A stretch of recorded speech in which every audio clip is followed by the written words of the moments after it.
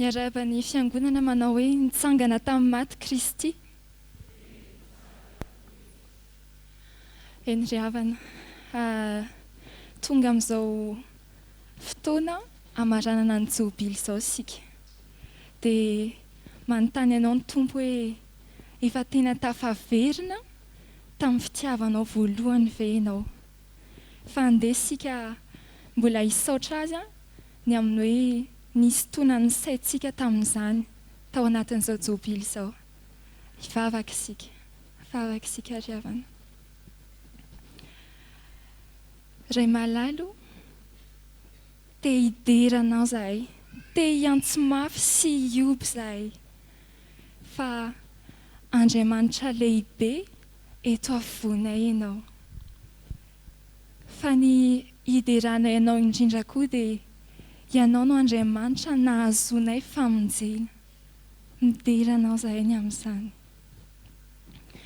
Mbola famonjenao Tompo no nitarihanao ny sainay hoe miverena amin'ny fitiavanao voalohany. Miverena amin'ny fitiavanao voalohany. Dia izany no mbola hitalaonay hifonanay aminao ankehitriny. Fa efa niala tamin'izany fitiavanay voalohany izany zahay Tompo. Nanomboka nandefitra ny fahotana zahay. Hany ka adininay izany hoe fifalian'ny olona vao avela heloka. Dia niaina ny fitiavanay anao. Fa ndreto zahay avereno Tompo. Avereno amin'ny fitiavanay voalohany anao.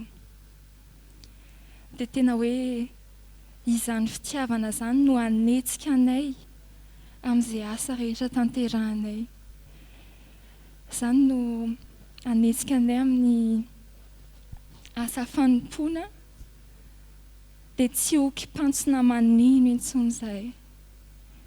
Tsy ho asa fanompoana pokaty ny fiezahana rehetra ataonay, fa tena hoe ankasitrahanao. Miteny fitiavana voalohany aminao izay Jesosy. Avereno ny fitiavana voalohany izay. Amen.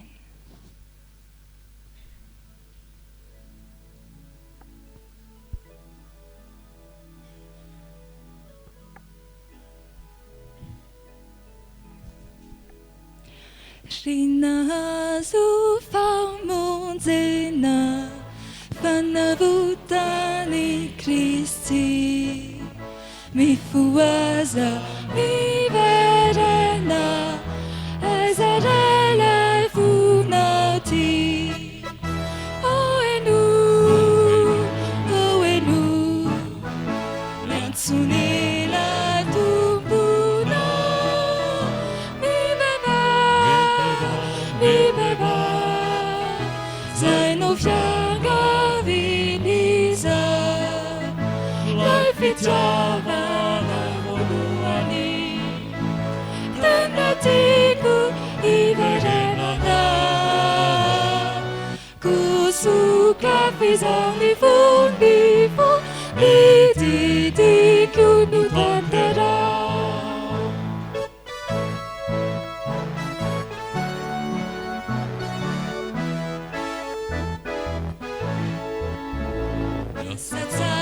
Satsarizaina tabu si ufendo fassaci, nienani fitiavana vaisarelai funati.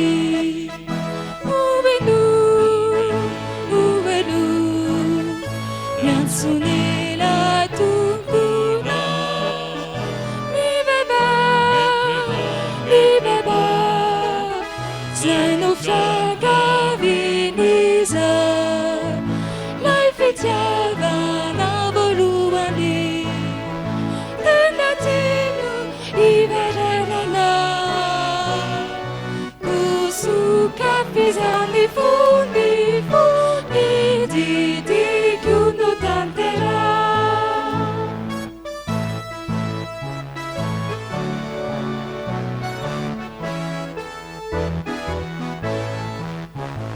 Oripino ni turina, sommi vili lamidi, au chiamazzi uvarina, ai sarelai funati. Ovenu, miansunila tumbuna,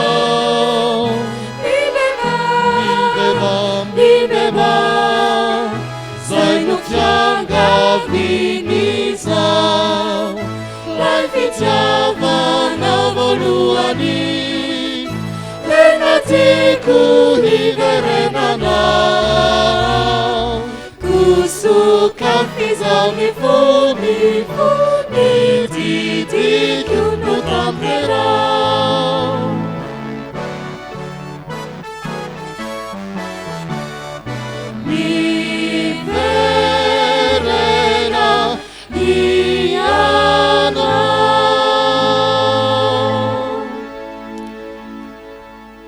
Ao amin'ny perikopantsika androany any miteny boky Isaia hoe ampahatsiarovy fa efa misandratra ny anarany, mankalazany Jehova fa asa lehibe no ataony.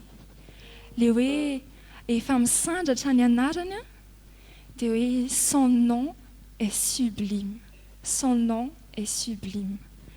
Ary hoe asa lehibe no ataony, il fait des choses magnifiques.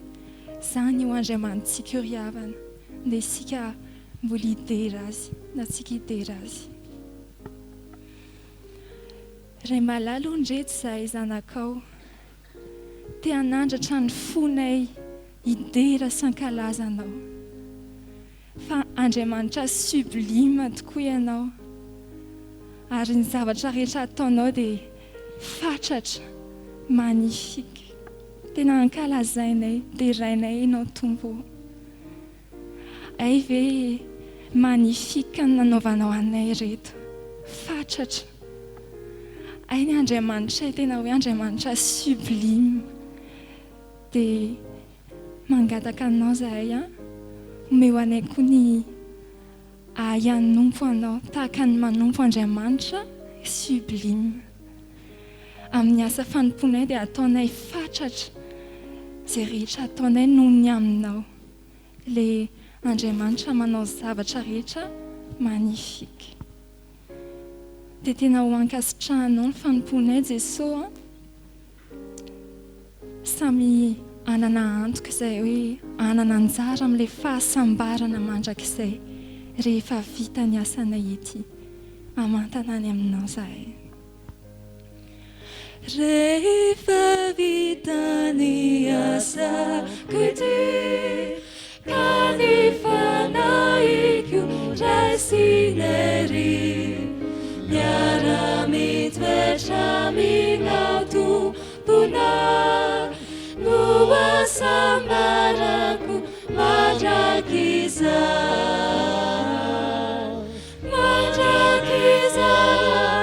samatrare samatrare azubila fasambarana be azubila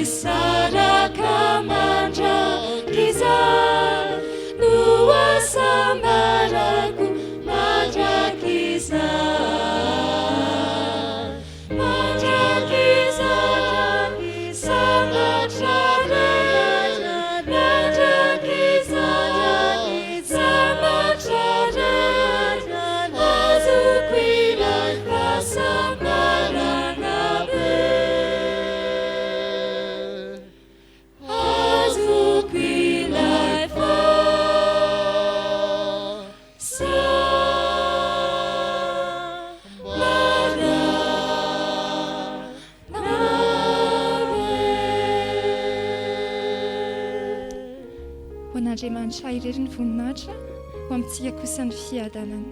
Amen. Andro Jobily zao ry havana. Manana vahiny vitsivitsy maromaro isika. Aoka isika fiangonana arak'izay mahazatra antsika hiara hitsangana, hiarahaba azy ireo. Faly indrindra zahay Fjkm Isotry Fitiavana. Miarabanao pasteur Rakotondrainy John, secrétaire général ny fiangonana Fjkm. Tena faly mandray anao, faly zay mandray ray aman-dreny ary araka ny lazaiko tatsy amin'ny efitrano fisainana efa tonga teto ianao nanokatra an'izao Jobily zao normalement nareo tsy miverina indroany amina fitandremana anankiray noho ny asa sy ny fanasana maro nefa vao lazainy ianao dia tsy nisalasala mankasitraka tompoko. Fa rehefa mandinika tsy tena hoe indro satria tamin'ny tonga taty tamin'ny Desambra ianao tamin'ny mbola ma TTF ianao zay zao ianao à Maesg ary inoko fa tsy hoely ianao dia iverina aty a amin'ny mafilo zay za ya faly indrindra koa isika ravana mandray ny pastera rakotonirina soa Hubert asa mona izy izy singianiko manokana izy mivady a eo andamosiny ingara jofetra jaune eo izy a pastera rakotonirina soa Hubert dia mpitandrina izy nitaleny sekoly lycée Rasalama lycée privé Fjkm Rasalama zay iarahantsika manatotosa les projets scolaires hoe excellence et discipula projet ny validen'ny ambaratongo zany hoe excellence et discipula zay ny fomba nakalazantsika Isotry Fitiavana le faharoanjato taona ny sekoly protestanta misy lafiny anakiraiky moa zany amin'ny efitsika maziona Masangazy hoe excellence et discipula mbola mandeha mangingina olo izy mbola ankory le izy fa tsy mora zany mikendry ny excellence sy discipline miaraka zany makasitraka paster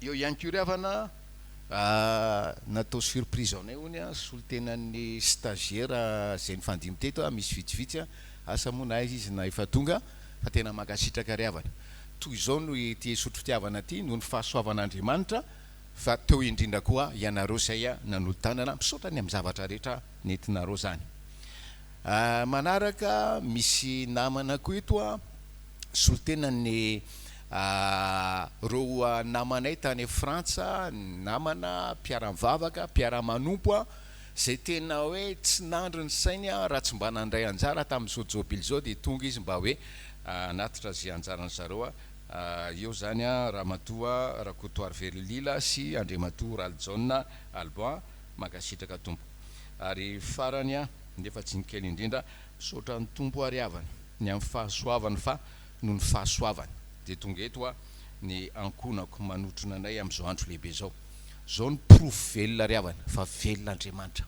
profo mitoaka amin'ny tenda tena hoe noho ny antony maro dia tena miracle ny fahatongavany zareo eto manotrona anay miara-mivavaka amintsika amin'izao marina izao dia tena hoe ho an'Andriamanitra irereneny voninahitra ary ho amintsika fiangonany ny fahasoavany amen afaka anio alahady fa 7 Desambra 2024 advent fahaefatra alahady Famaranana ny Jobily fisotrondronono ny mpitandrina raha maolo miasa lofo mivady ibandinana ny loha hevitra hoe mino ny fifaliana ao amin'ny tompo ny liturgia amin'ny andriny fahatelo no anatanterahitsika izao Fanompoam-Pivavahana izao dia hiara hitsangana ny fiangonana iverina iventy ny rafanevany Jobily miverena amin'ny fitiavana voalohany Oh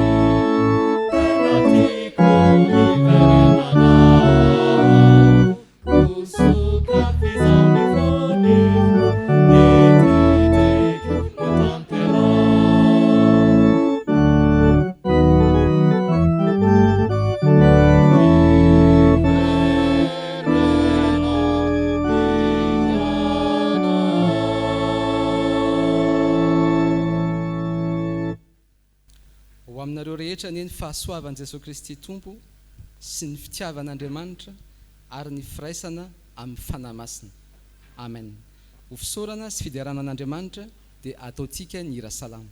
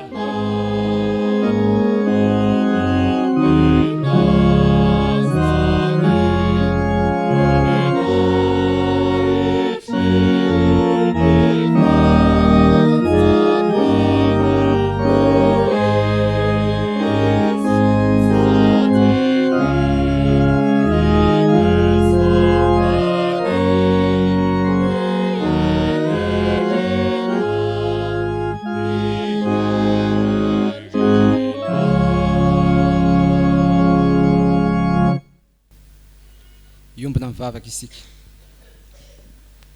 Ry Andriamanitra rainay izay any an-danitra ô, ndreto zahay olonao, misaotra sy mifaly amin'ny fiderananao fa ianao ny famonjenanay.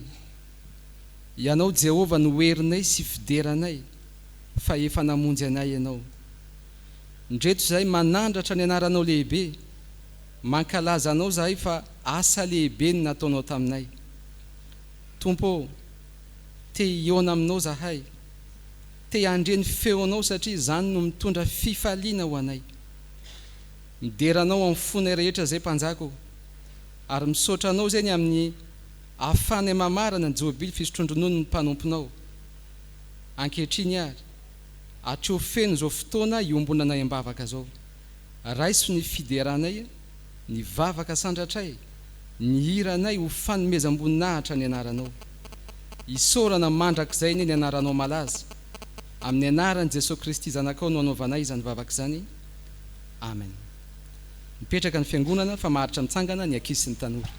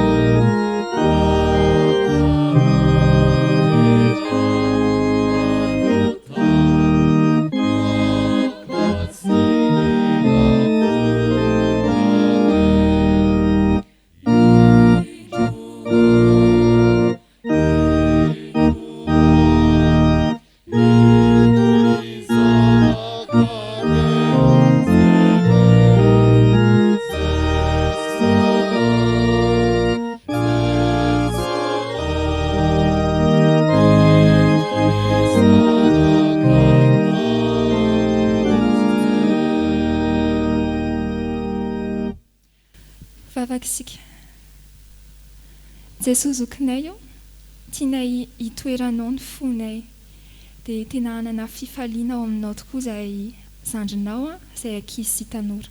Amin'ny anaranao Jesosy, amen. Afaka mipetraka ianareo.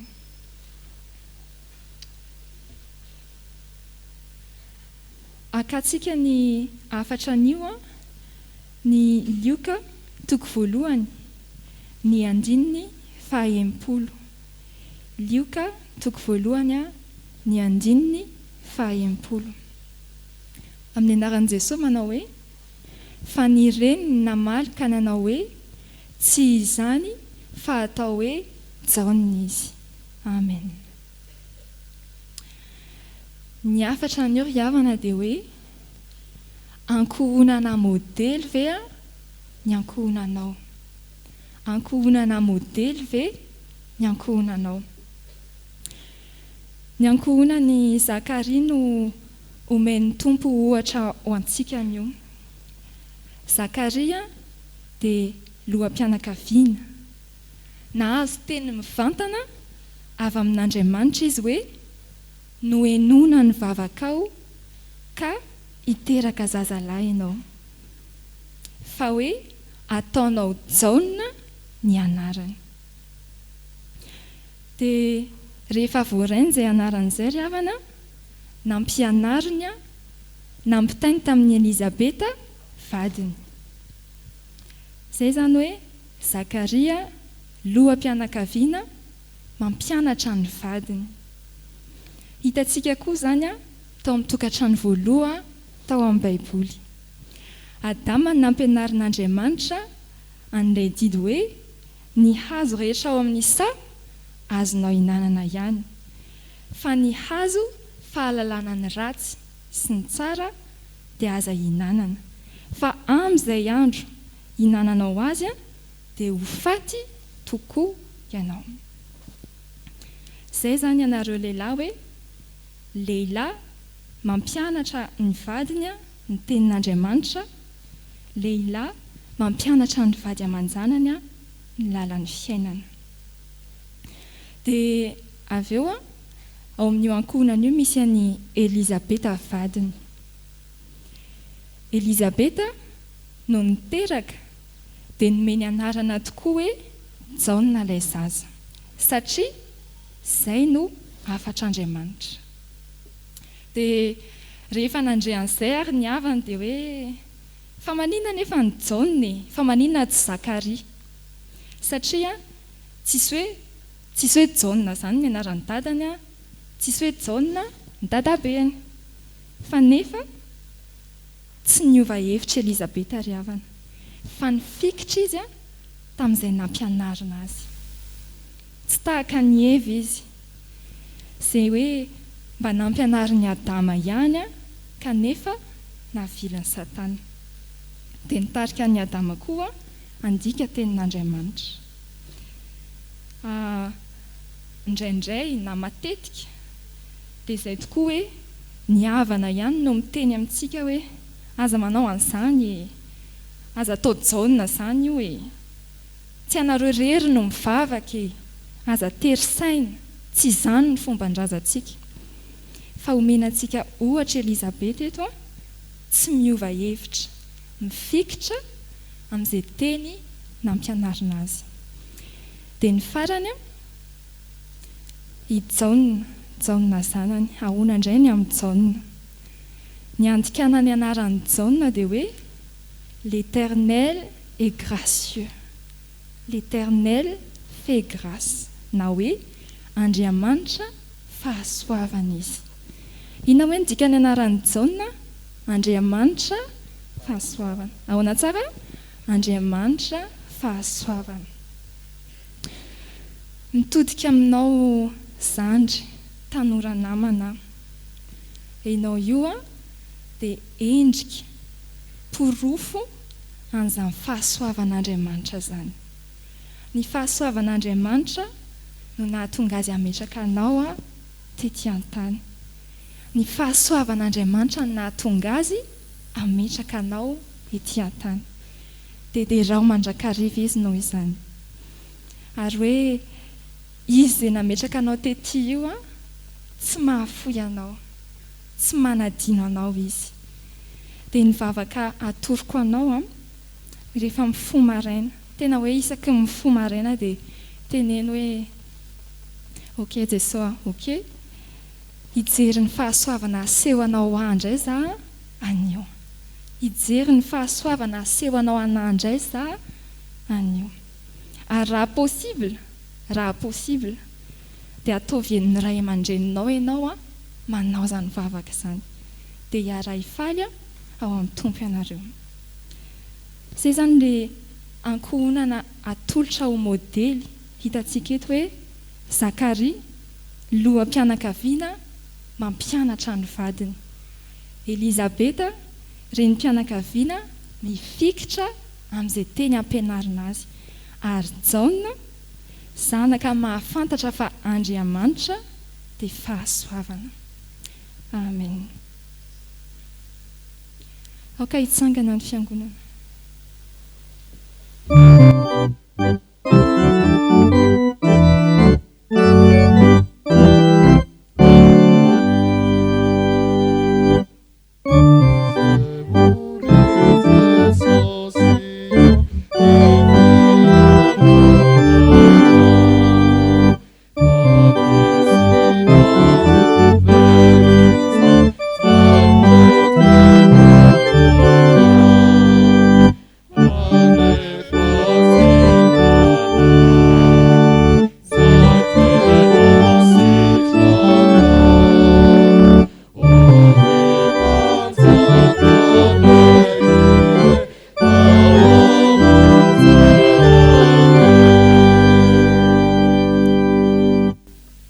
Vavaka Sikariavana.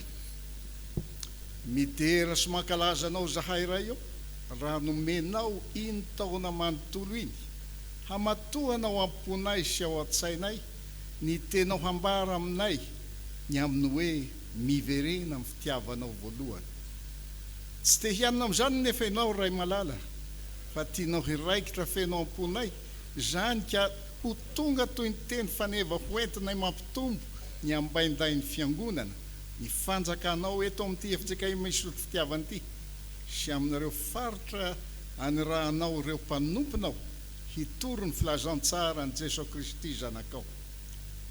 Mbola omenao fotoan-tsarobidy zahay ankehitriny izao fiangonana zao hiainona ny hafatra volamena avy amin'ny teninao, izay saloranay toy ny fitaovana hoety miatika ady, koa fenoy ny fanahinao ireo hamaky ny teny ao amin'ny soratra masina, mba hazava amin'ny rehetra manatrika etona izay vakiny. Ombay ny fanahinao masina ny mpanomponao hitondra ny hafatrao, ka hazava amin'ny tsiraray manatrika etona izay hambara, ary fitaovana hoentinay miaina amin'ny fanantenana ny hionanay aminao rahatray, izay hafatra raisinay anio. Amin'ny anaranao Jesosy Kristy no anandratanay mivavakay. Amen. Petraka.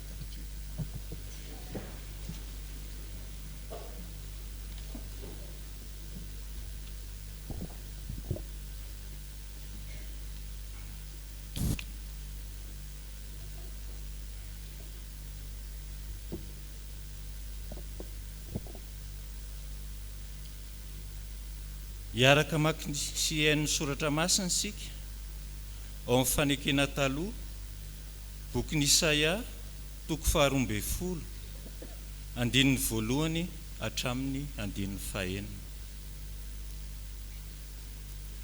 Rehefa hita dia ho vakiana amin'ny anaran'ny Tompo.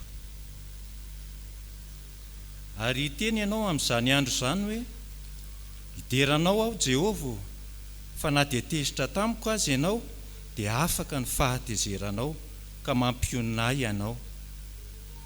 Indro Andriamanitra amin'ny famonjena ahy, dia atoky aho fa tsy mba hatahotra, fa Jehovah Tompo no heriko sy fiderako, fa efa famonjena ahy izy. Koa amin'ny fifaliana no atsakanareo rano amin'ny loharanom-pamonjena. Ary hiteny ianao amin'izany andro izany ka hanao hoe, miderahany Jehovah, miantsony anarany, ampafantaro any amin'ny firenena ny asany, ampatsiarova fa efa misandratra ny anarany, mankalazany Jehovah fa asa lehibe no nataony. Ary aoka ho fantatra any amin'ny tany rehetra izany, miantso mafy sy miobi riponina ny ziony, fa lehibe ao avonao ny ray masiny Israely.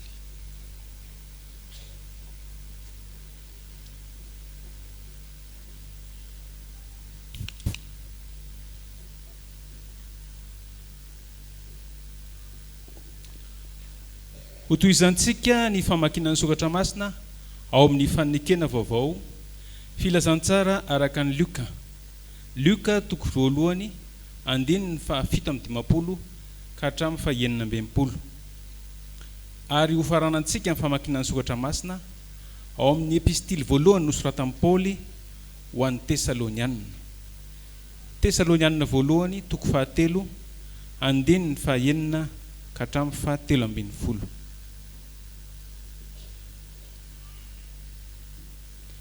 Rehefa hita dia ho vakiana amin'ny anaran'ny Tompo. Ary tonga ny andro haveloman'i Elizabeta dia niteraka zazalahy izy. Ary ny niara-nomonina taminy sy ny havana, nandre fa efa naolabiazin'ny Tompo ny famindram-pony taminy, dia niara-ny faly taminy ireo. Ary tamin'ny andro fahavalo dia tonga hamoran'ny zaza izy, ka efa saika ataony hoe Zakaria araka ny aran-drainy ny anarany. Fa ny reniny namaly ka nanao hoe tsy izany, fa atao hoe Jaona izy. Fa hoy izy ireo taminy, tsy misy na dia ray akory azy amin'ny havanao izay manana izany anarany izany. Ary nanao baiko mona tamin'ny rainy izy ireo, izay tokony ho tiany atao anarany. Ary nangataka fafana izy mba anohatra hoe Jaona no anarany, dia gaga avokoa izy rehetra. Ary dia nisokatra niaraka tamin'izay ny vavany, ka afaka ny teny ny lelany, dia niteny izy ka nidega an'Andriamanitra. Dia raiky tahotra izy rehetra niara-nona taminy ary niely teny amin'ny tany avoan'ny Jody rehetra nilazany izany rehetra izany. Ary izay rehetra nandrea dia nandatsaka izany tampony ka nanao hoe ho zazanao ahoana re io fa ny tanan'ny tompo nomba azy. Fa raha tonga aty aminay ankehitriny Timoty avy taty aminareo ka nilaza teny soa taminay ny amin'ny finoanareo sy ny fitiavanareo ary ny fahatserovana anareo tsara anay mandrakariva ka maniry hahita anay indrindra ianareo tahaka anay aminareo koa. Noho izany ry rahalahy dia nampionina anay teo amin'ny fahaterenay sy ny fahorinay rehetra ny finoanareo. Fa ankehitriny velona izahay raha tomohitra tsara amin'ny tompo ianareo. Fa manao ahoana ny saotra azonay avaly an'Andriamanitra ny aminareo noho ny fifaliana rehetra izay ifalianay noho ny aminareo eo anatrehan'Andriamanitray, fa amin'ny fangatahanay fatratra andro aman'alina ahita ny tavanareo sy atanteraka ny tsy ampy amin'ny finoanareo. Ary Andriamanitra raintsika ne sy Jesosy tompontsika anitsy ny lalanay ho aty aminareo. Ary ny tompo anie ampitombo sy ampandroso anareo amin'ny fifankatiavana sy ny fitiavana ny olona rehetra dia tahaka anay aminareo koa, mba ampiorina amin'ny fonareo tsy anatsiny amin'ny fahamasinana eo anatrehan'Andriamanitra raintsika amin'ny fiaviany Jesosy tompontsika mba amin'ny masiny rehetra.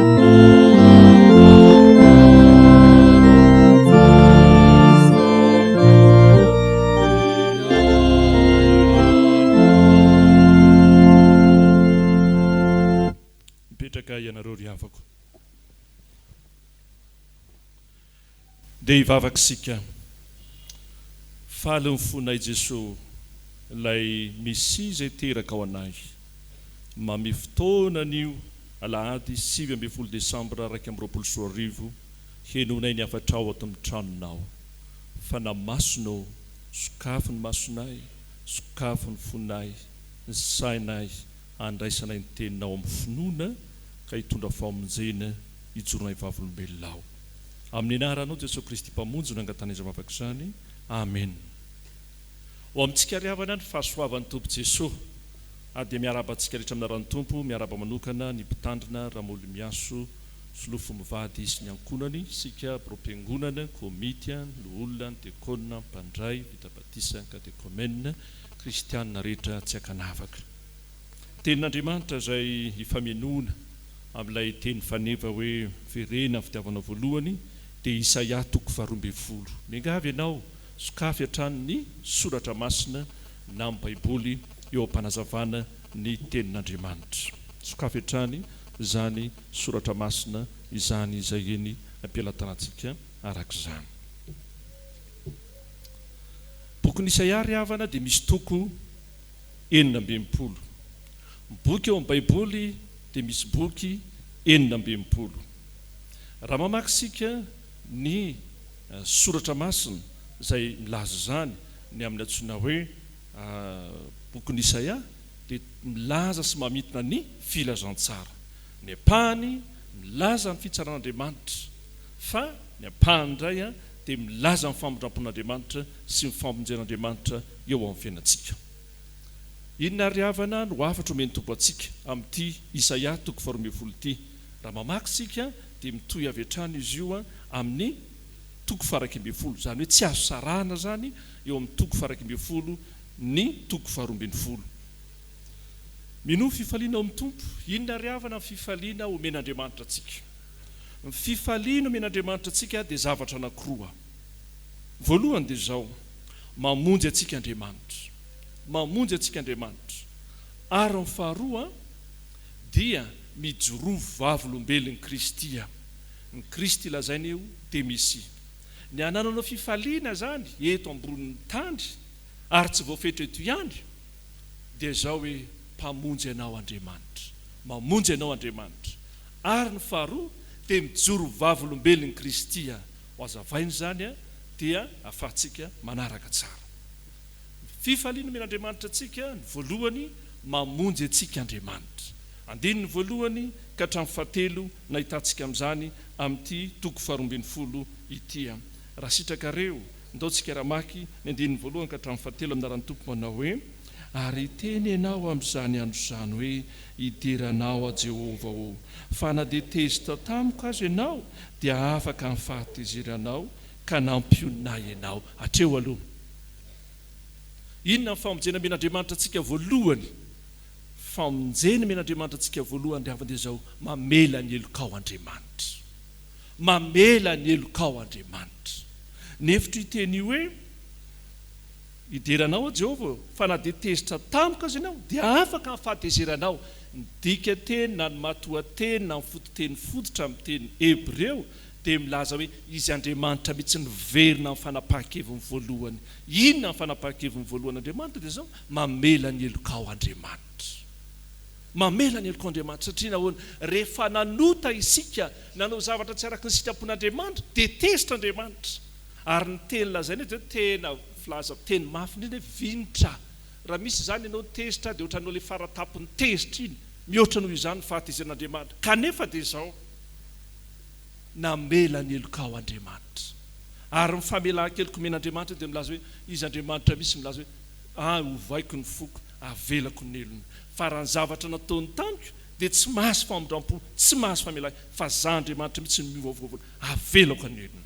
Rehefa nalo amin'ny tompo, raha namela ny elokao Andriamanitra, ny njaranao koa anio dikany hoe adveto ho avy ny tompo, fiandrasana ny tompo. Ary ny fahatongavan'ny tompo dia zao, atonga antsika hiverina ihany koa amin'ny fanapahan-kevitra voalohany, ny fitiavana voalohany, hiverina ao aminao a Jesosy, fa ianao nanao dingana voalohany eo amin'ny fiainao. Ary zany ny fitiavan'Andriamanitra eo amin'ny fiainantsika, mamela ny elokao ny tompo. Fa inona indray ry havana andinin'ny faharoa dia vakitsika amin'ny anaran'ny tompo sy ny andinin'ny fahatelo amin'ny anaran'ny tompo manao hoe: indro Andriamanitra ny famonjena dia atoka fa tsy atahotra, fa Jehova tompo no heriko sy fiderako, fa efa famonjena izy koa amin'ny fifaliana antsakanareo ny rano amin'ny loharano mpamonjena. Ilay hevitry ny teny hoe atoka aho dia milaza hoe mino aho, finoana ry havana. Tsarotsika fa rehefa naniraka ny mpianatra Jesosy, rehefa nitsangana tamin'ny maty Jesosy, dia hozy izy ny tompo: ary zao famantara an'izao nanaraka izay mino dia aseho izay, izay mino dia omena izay mino sy atao batisa no hovonjena. Nefitry izany teny izany avy zao, ny afatany hoe tena mibebaka ianao dia mivadika ho finoana zany eo amin'ny fiainanao. Ary natao hoe finoana dia milaza hoe matoky anao Andriamanitra.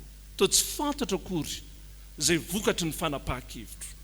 Fa rehefa tena mibebaka aho dia tsy manisy fepetra intsony aho fa azy hitondranao Andriamanitra manaiky aho. Ary ny dikan'izany hoe finono zany eto ry havana dia zao tena matsapa hoe tsisy fanahina intsony aho manomboka izao satria voavela ny eloko. Rehefa tsy voavela eloko anao ry havana, mora amin'izao tontolo izao no manozongozona anao, ary mora amin'izao tontolo izao no mampatahotra anao, mampangovotra anao. Fa rehefa tena mibebaka marina ianao dia tena tsaroanao mihitsy ny tsy maninona izay anaovanareo aho. Verimberina teo ilay anarany John satria ny anarako misy hoe John. Dia faalery aho. Dia mba tantaraiko fa za isan'andro tsy maintsy mamaky ny filazantsarany John satria misy anarako ao. Dia mamaky John tonga fa dia mefolo John tonga averiko isan'andro zany.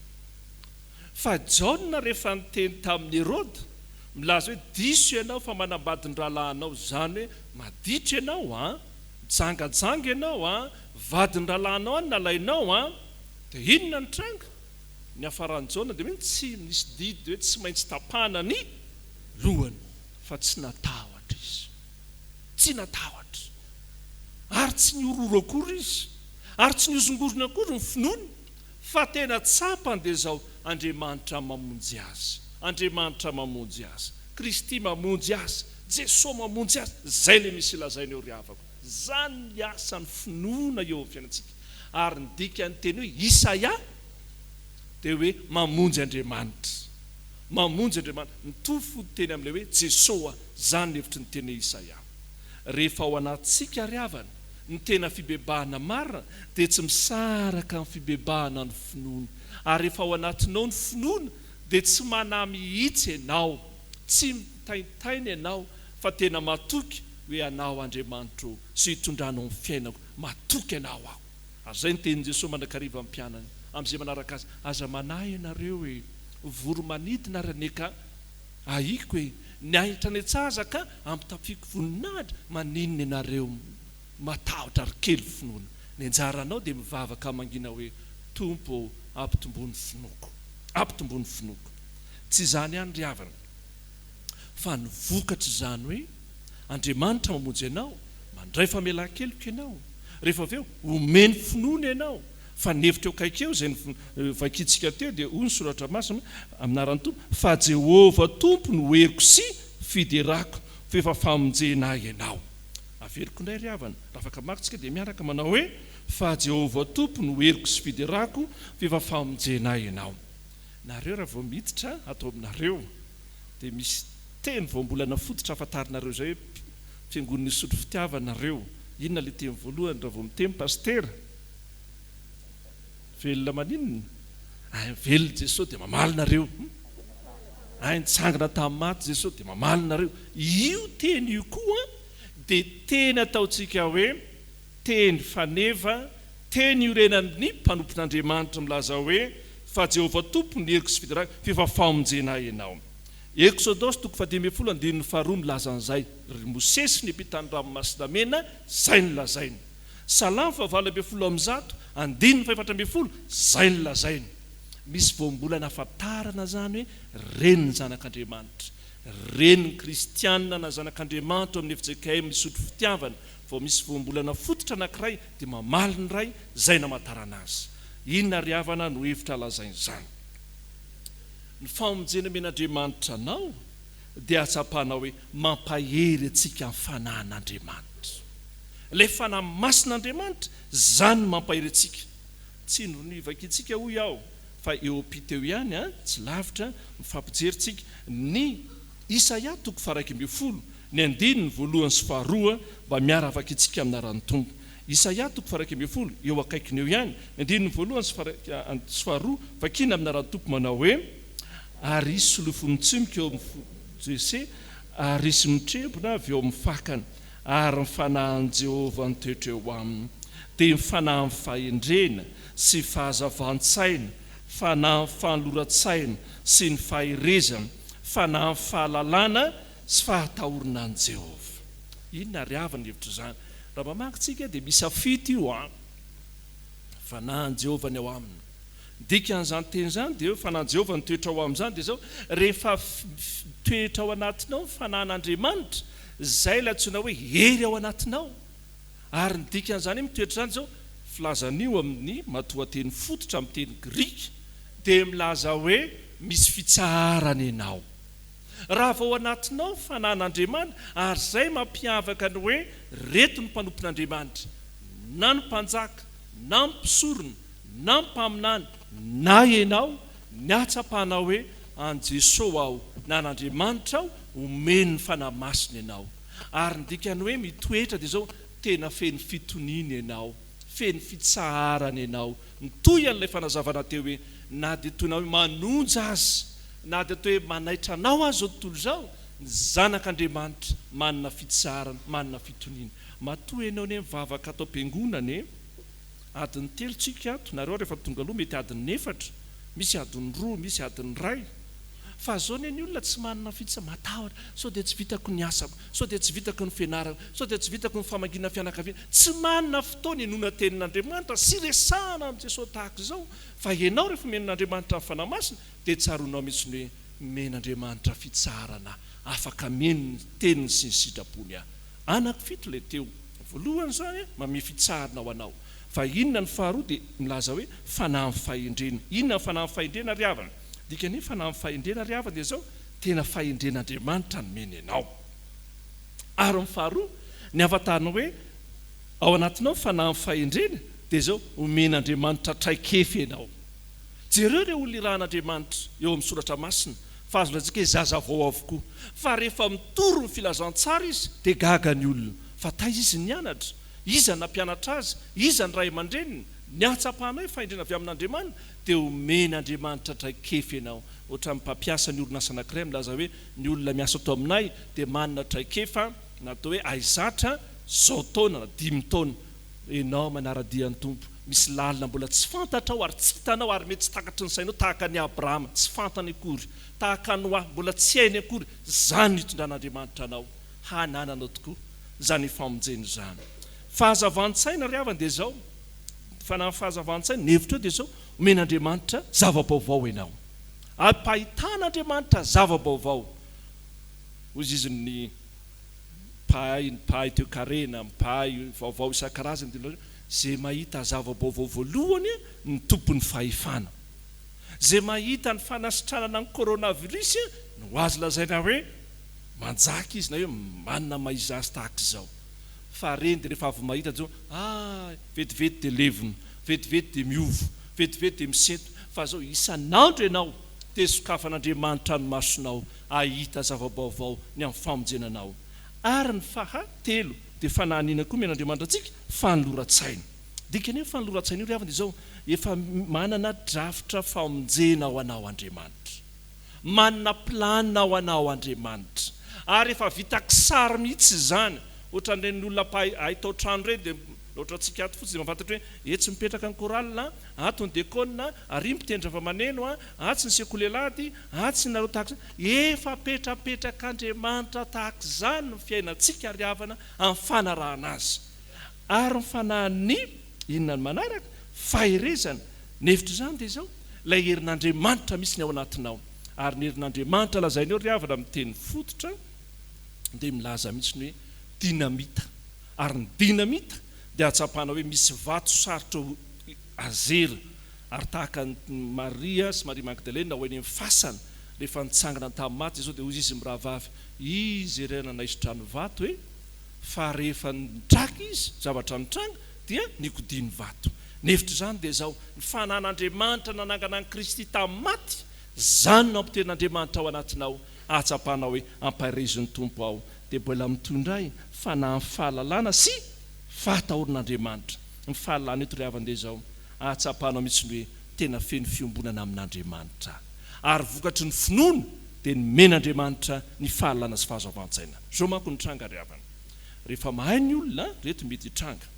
Rehefa manam-pahaizana ny olona mety adino ny finoana. Ary famatika amin'izay koa rehefa mety manam-pinoana koa ny olona dia mety adino koa n'inona fahaizana na fahalalana. Dia misy finoana mitelona fahalalana, misy fahalalana mitelona finoana. Dia misy milaza hoe za tsy mila amin'izany fahaizan'izany tsony fa ampianao ny finoana. Misy ndray miteny hoe za tsy mila an'izany finoany zany fa ampianariny fahaizana fa ny ampianarin'ny tompoantsika eto dia zao rehefa ao anatinao ilay famonjen'Andriamanitra dia le finoana manazavanao amin'ny fahalalana ary manana fotoana manakariva anao ionana amin'ny Kristy ilay mpamonjy anao. Ry avinala ao amin'ny tompo, inona ny antso ataon'i Jesosy amin'ny fiainantsika?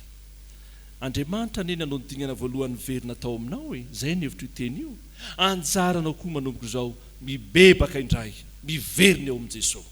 Ary zay le hoe fitiavana voalohany, miverina eo amin'ny Jesosy ianao, mibebaka indray manantona ny tompo. Ary ny faharoa dia izao, aza matahotra, aza manazy any amin'ny avinao.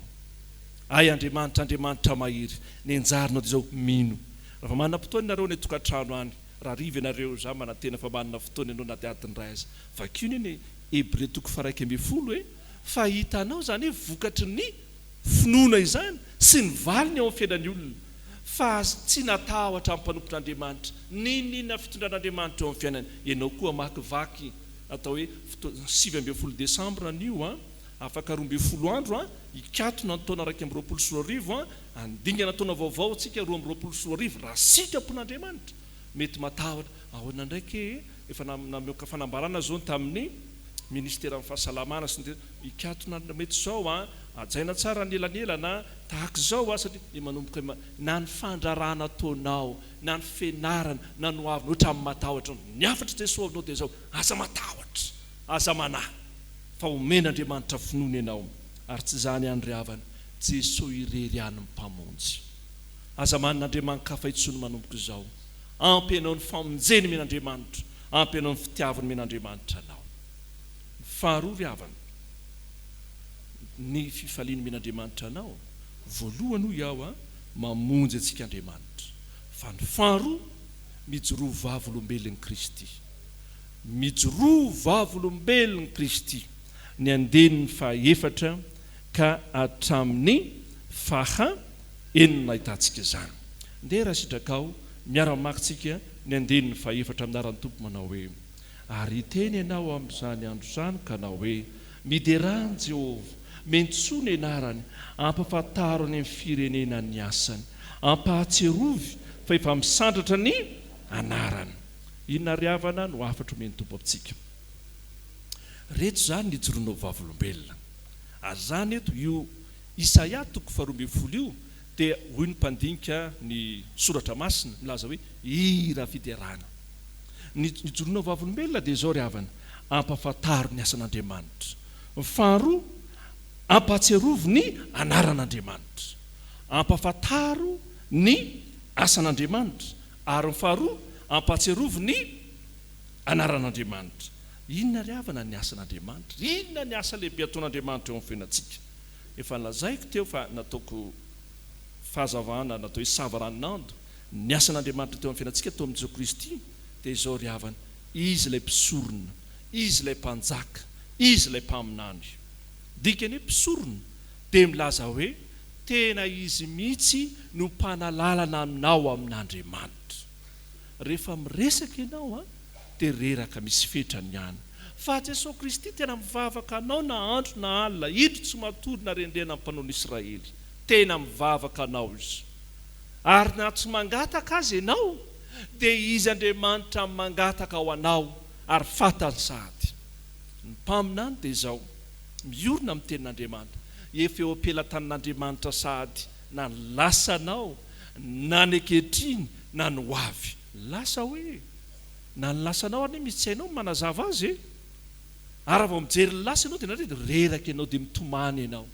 Ary misy ny lasanao fotsiny asehon'ny olona eo amin'ny fiainanao dia mahatonga anao tsy te handroso tsony, dia tsy samy manapa-kevitra tsony eo amin'ny hoavinao satria ho ianao hoe tsy nahomby aho tamin'ny lasa, zao ny zavatra misehoko tamin'ny lasa, dia matahotra ianao. Fa ao amin'ny fiainan'ny lasanao dia Andriamanitra amin'ny lalan'i Jesosy Kristy ilay namela ny elokao, mampiorina anao tsara min'ny ny ankehitrininao na ny hoavinao dia tsy misaraka amin'ny tenin'Andriamanitra ny faminaniana, ary zany ny tenin'Andriamanitra men'Andriamanitra anao andehananao amin'ny finoana noho ny fahasoavana. Ary mpanjaka dia izao tsy maintsy misy ady hatrentsika, misy ady hatrehanao isanandro. Fa ny mahagaga dia izao, ilay mpanjaka tompony tompo zany miaraka aminao ary mitondra anao toy ny fanaon'ny avy mandresy. ary efa resy ny fahavalo farany dia ny fahafatesana ary zany tsy mampatahotra ny zanak'Andriamanitra miatrika ny zavatra etra ao amin'ny fiainana. Ampirony zao tontolo zao amin'ny fahafatesantsika ary avako fa rehefa ao anatinao Jesosy Kristy, ao anatinao ilay tena mijoro vavolombelona martyria dia zao tsy matahotra ianao ny fahavalo faran'izay efa resy ary tarian'ny tompo amin'ny fandresena manakariva ianao. Ny tahotra mankoriavana mampahory ho ny soratra masina ary ny tahotra ihany koa mahatonga anao matsapa hoe kely atompo ary tsy afaka androso aho fa rehefa miasa ao anatinao Andriamanitra araka ny voalaza hoe ampafantary ny asan'Andriamanitra dia atsapanao hoe tena tsy heriko izany fa asan'Andriamanitra irery ihany. Fa zay le ataontsika hoe mahaizan'Andriamanitra fa inona kay ny asany eo amin'ny fiainantsika. Nazavainy 10 minitra ny sekoly lady teo raha mamakytsika amin'ny voalaza eo ny andininy fahavalo andininy fahadimy dia milaza hoe asa lehibe andininy fahadimy amin'ny alatombo mankalazany Jehova fa asa lehibe ny nataony. Inona kay le asa lehibe? Ny asa lehibe lazainy eo ry havany dia zao: tena tsy takatry ny sainao ny asan'Andriamanitra eo amin'ny fiainanao ary tena tarihan'Andriamanitra mihitsy ianao hoe zao amin'ny voninahitra Andriamanitra. Zany ny asan'Andriamanitra. Andriamanitra rehefa miasa ao amin'ny fiainanao ohatrany tsy tanao, ohatrany tsy tsaroanao fa ny tarihan'Andriamanitra eo amin'ny fiainanao dia ho amin'ny voninahiny. Mety mampitomany anao izy ankehitriny, mety mahatonga anao mitanoroka, mety mahatonga anao koa aza mikapokapoka ohatran'ny ankizy kely mikapoka ny dada sy nenireny, dada meo goûté meo an'izao dia tsy mame dada amin'ny fotoana anankiray. Fa rehefa tena tsarony dia zao ohatran'ny Marisy Marta amin'ilay raha tetenao ne Jesosy tsy maty ny anadahako e fa ho Jesosy tamin'ny ramino ianao ho hitanao ny voninahitr'Andriamanitra. Ary zany ny asa lehibe ataon'Andriamanitra eo amin'ny fiainantsika ry havana. Tena sehon'Andriamanitra zany hoe zany ny asa ary ny asan'Andriamanitra zao mitantana anao izy sady mitarika anao. Mitantana anao izy sady mitarika anao. Nevitra zany dia zao mitantana zany dia tahaka ny pahito hoe karena anankiray ry havana hoe zao na tonga anao tsy maty antoka.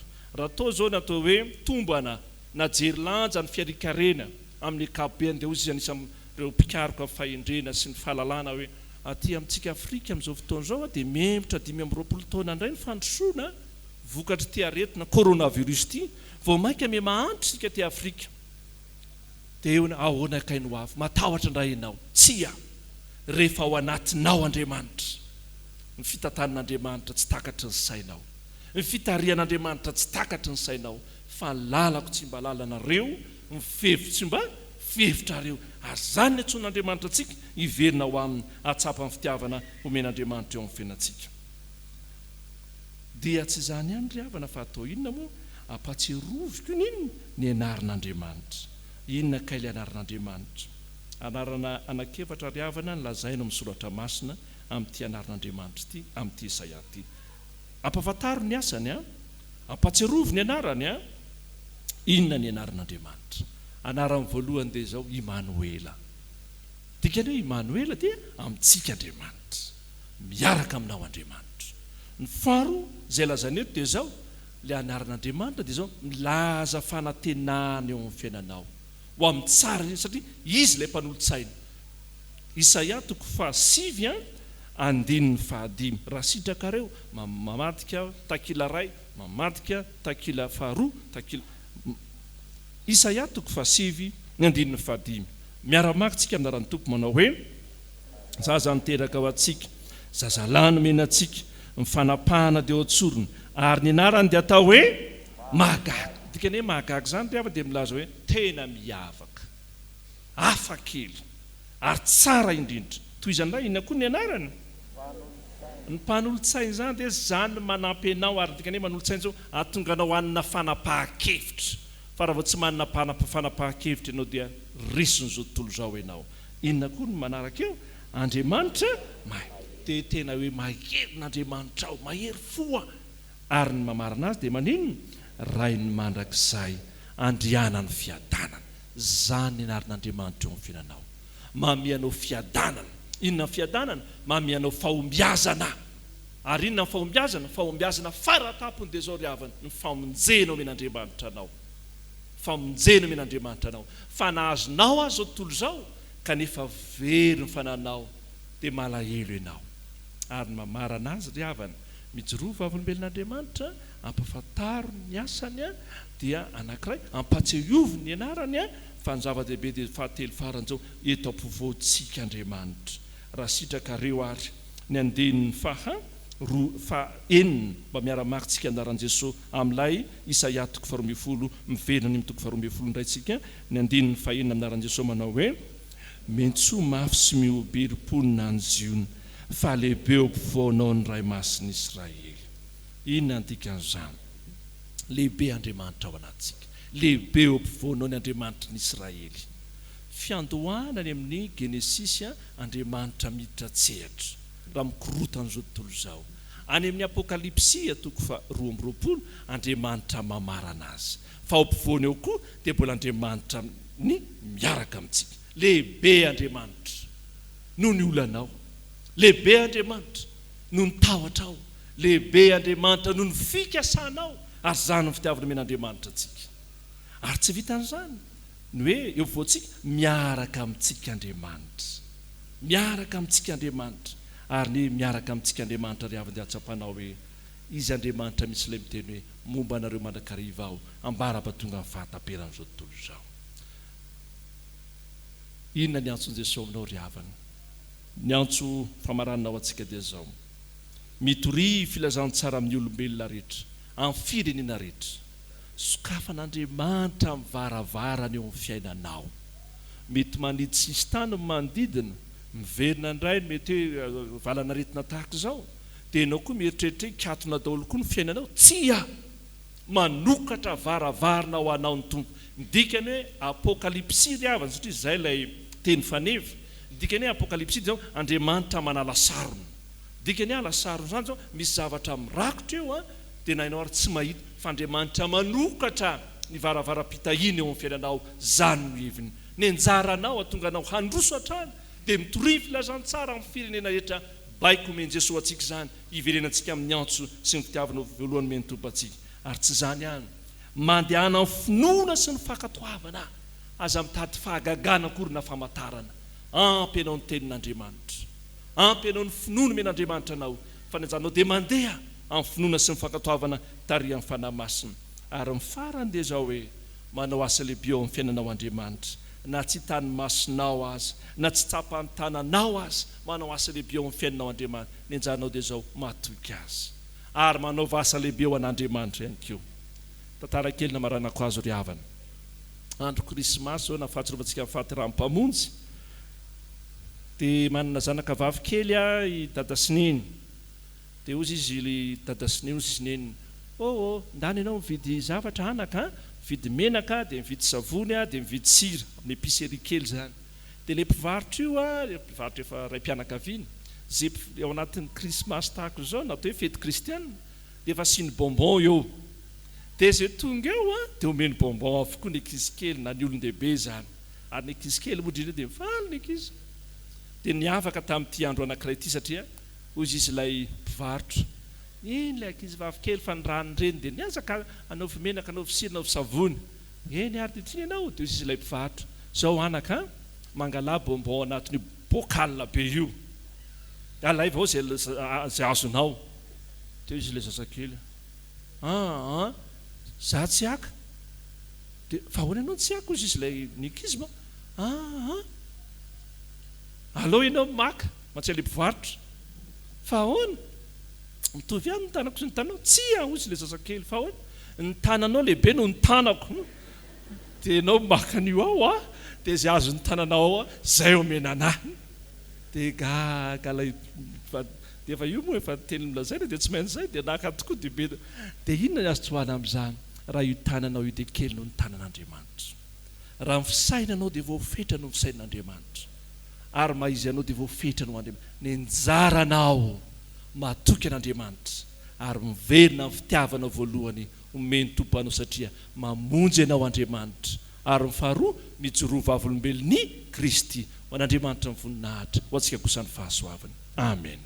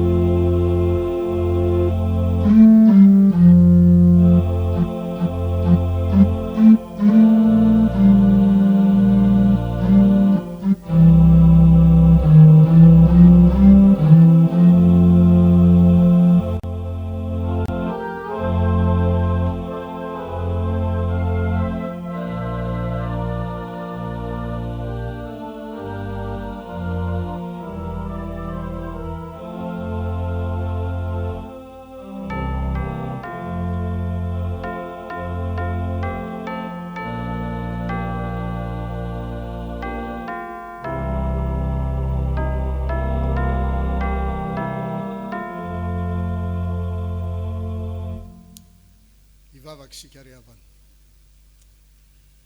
rainay zay any an-danitro misaotra anao amin'ny teny nomenanay tamin'ity andro ity. Isongadiny eo anaty anay tokoa fa mpamonjy anay ianao tompo.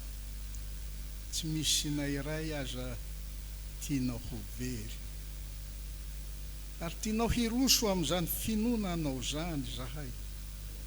Saingy nisy sainay no miriorio amin'ity tany ity ka tsy mifikitra amin'ny hafatra ampitainao aminay. Tsy tsampanay tompo ny herin'ny teny omenao anay, hanika very anjavona eo anatrehanay zany asan'ny fanahinao zany. Mifona izahay tompo, mifona izahay satria mbola voasarinitra sy voasambotra izao tontolo izao ka tsy te hanara-dianao akory. Eo anefa anao tompo, na toinona haratsinay dia tianao hatrany ny hazona anay eo anilanao, tianao hatrany ny handehanana hiara-dia aminao Jesosy Kristy. Fa nahoana izahay no mandahy niaraka aminao, nahoana izahay no mandahy hanatanteraka ny asanao. Maninona izahay no tsy miraharaha zany hanao ny asa tsara anao zany Andriamanitra, fa nyrehaka izao tontolo izao hatrany no toa manitona anay. Mifony izahay tompo, mifony izahay satria manana fahamazina-tsaina avy amin'ilay ratsy izahay. Tsy mety hisongona zany izahay, tsy mahatsapa ny herin'ilay fanahinao izay fa manalokaloka anay isan'andro izahay, fa mbola mandeha any amin'ny lalana tsy sitraka ao izahay. Eo anatrehan'izany tompo dia mangataka ny fanahinao indray izahay hitoetra aminay mandrakariva, ka afahanay hitory ny filazantsaranao amin'ny olona rehetra rehefa noavaozina tanteraka izahay, rehefa manana anao tanteraka anao Jesosy Kristy ao anatinay izahay ka miaina araka izany, dia handeha amin'ny finoana izahay satria ampy anay ny fahasoavanao. Dia misaotra anao Jesosy amin'ny teninao ary mitoera andrakariva ao aminay. Amen.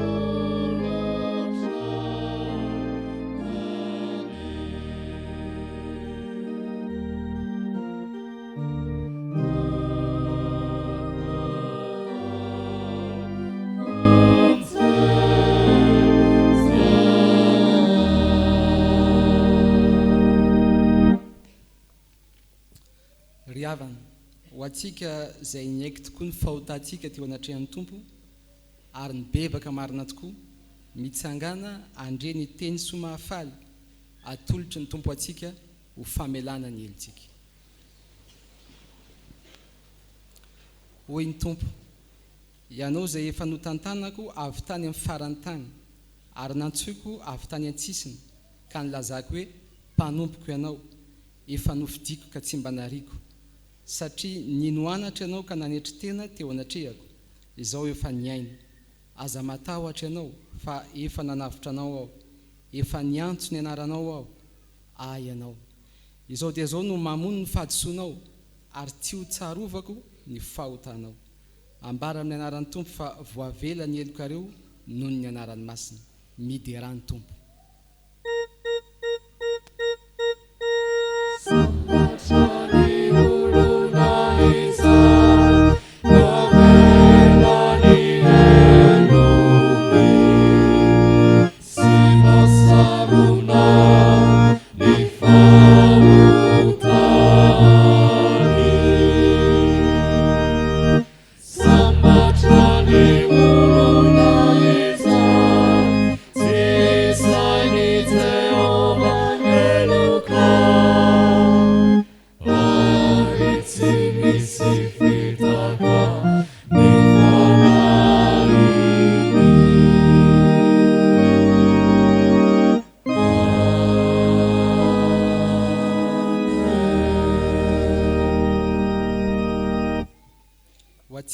Zay voavela eloka dia andeha ambaratsika mpahabe maso ny finoantsika araky ny fanekempinoana laharana fahatelo.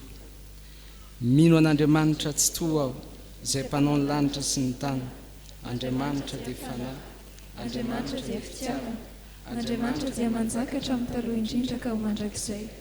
Andriamanitra dia nampiseho ny fitiavana antsika, fa fony mbola mpanoka isika, dia maty amidy antsika Kristy. Mino an Jesosy Kristy zanany lahatokana tompontsika, tonga izy hitady sy hamonjy ny very. Izy ny lalana sy fahamarinana ary fiainana. Izy dia tsy miova omaly sy anio ary mandrakizay. Mino fanahy masina, izy no manambara ny fanahintsika, fa zanak'Andriamanitra isika. Fanahy iray ihany no mampabatisa antsika rehetra ho tena iray. Ny fandresena izay enti mandresy izao tontolo izao dia ny finoantsika. Tompo ampitombo ny finoanay. Amen.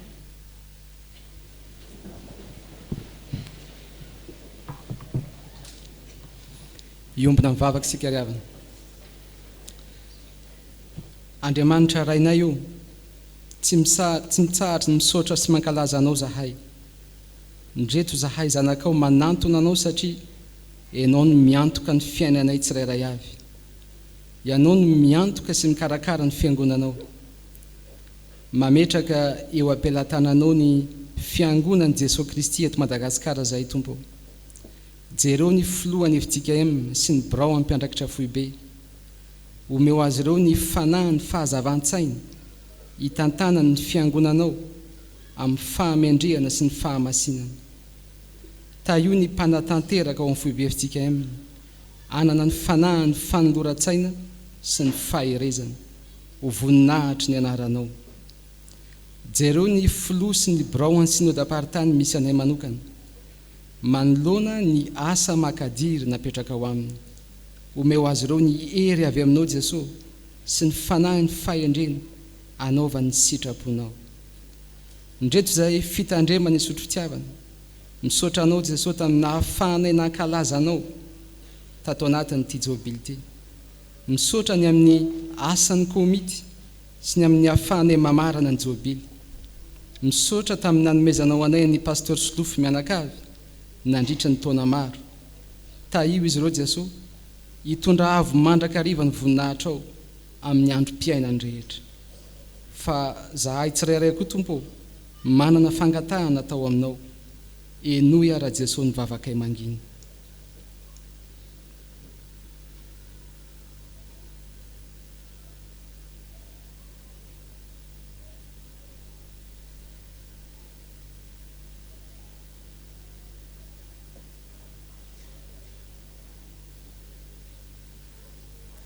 Zany ray ny vavakay ataonay amin'ny anaran'i Jesosy Kristy mpamonjy anay izay nampianatra anay hivavaka hoe rainay olo izay any an-danitra mamasinina ny anarana tonga ny fanjakana atao any sitrapona ety an-tany tahaka ny any an-danitra leo anay moa izany nasazy ao anay ary mamelana evokay tahaka namelanay izay meloka taminay ary aza mitondro anay amin'ny fakapanahy fa manafahanay amin'ny ratsy anao ny fanjakana sy ny hery ary ny voninahitra mandrakizay amen.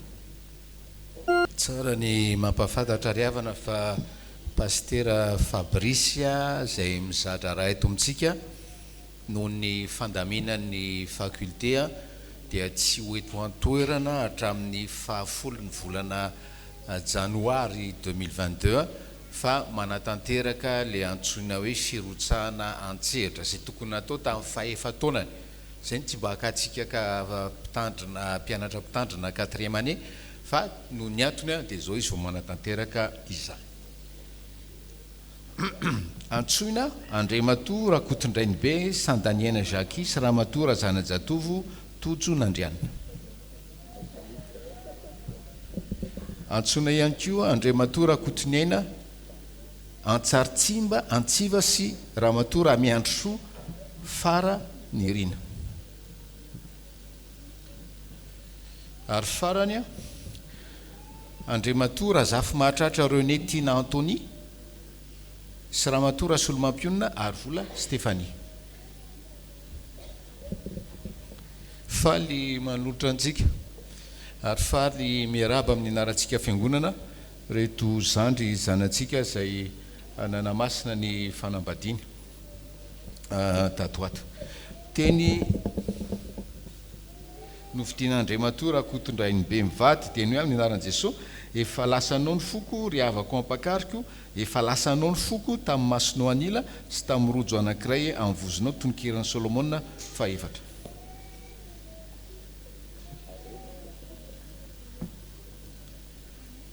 Teny novidian'Andriamatoa Rakotoniaina mivady kosa dia hoe amin'ny anaran'i Jesosy dia hitako lay tiany fanahiko ka noazoniko izy fa tsy navelako andeha tononkerin'i Solomona 3:4.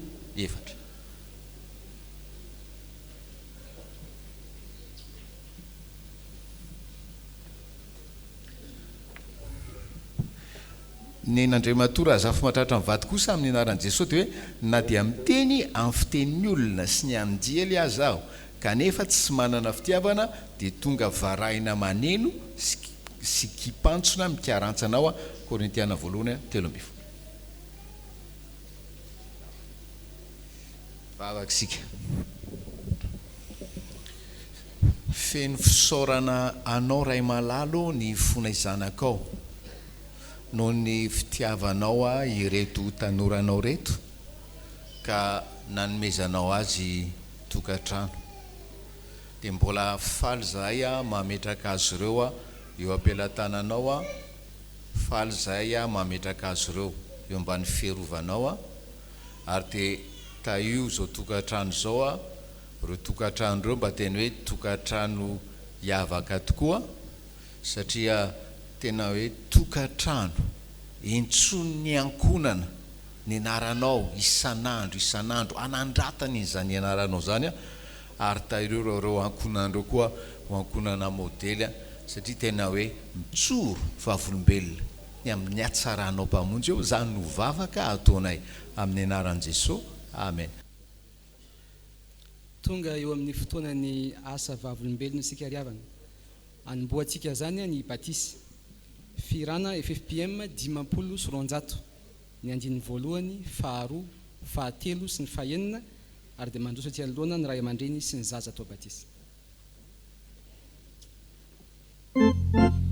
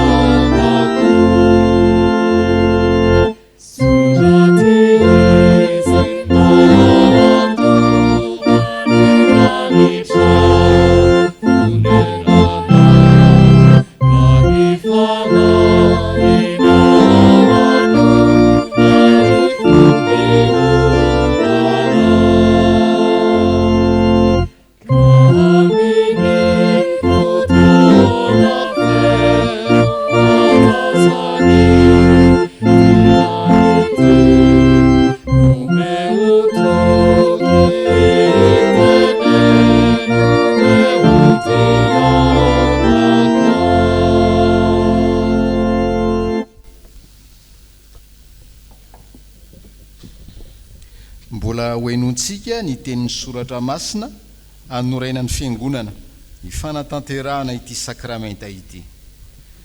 Efa nomenany fahefana rehetra any an-danitra sy ety an-tany, koa mandehana ianareo dia ataovy mpianatra ny firenena rehetra, manao batisa azy ho amin'ny anaran'ny Ray sy ny Zanaka ary ny Fanahy Masina, sady mampianatra azy hitandrina zay rehetra nanditiko anareo, ary indro izao momba anareo mandrakariva ambara-pahatonga amin'ny fahataperan'izao tontolo izao.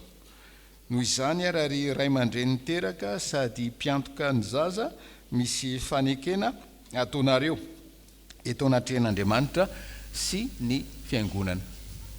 Moa manolotra ity zaza ity ho an'Andriamanitra raintsika ve ianareo. Ekenareo ve ny hijoro na amin'ny teny na amin'ny asa ho mpanompon'Andriamanitra mahatoky mba hahatonga anareo ho fianarana ho an'ity zaza ity amin'ny androm-piainanareo rehetra, manaiky ve ianareo.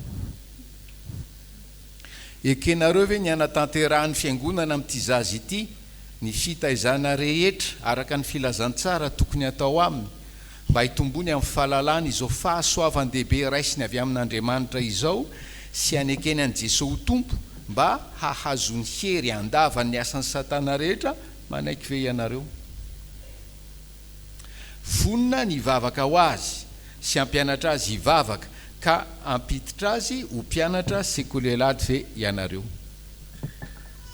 Ekenareo ve ny hampianatra azy ny aton'izao fanaovam-batisa izao, ary ianao zay hatonga azy ho mpandray ny fanasan'ny tompo, manaiky ve ianareo. Aoka hitsangana fiangonana riavana, mbola hiary hivavaka isika. Andriamanitra raitsotoa, tia de tianay tokoa ianao, ary ny fitiavanao dia mialoha mandrakariva ny fitiavanay ianao, tsaronay izao ny didin'i Jesosy Kristy tomponay sy ny teny fampanantenana nomeny tamin'ny nanorenany sakramentany batisa, koa mitalao aminao zay raha eo manatrehanay. Aoka ny fanahinao masina hanome hery ny asa tanterahanay eto mpanaovana izao batisa izao, zao vavaka izao dia ataonay amin'ny anaran'i Jesosy Kristy mpamonjy anay. Amen.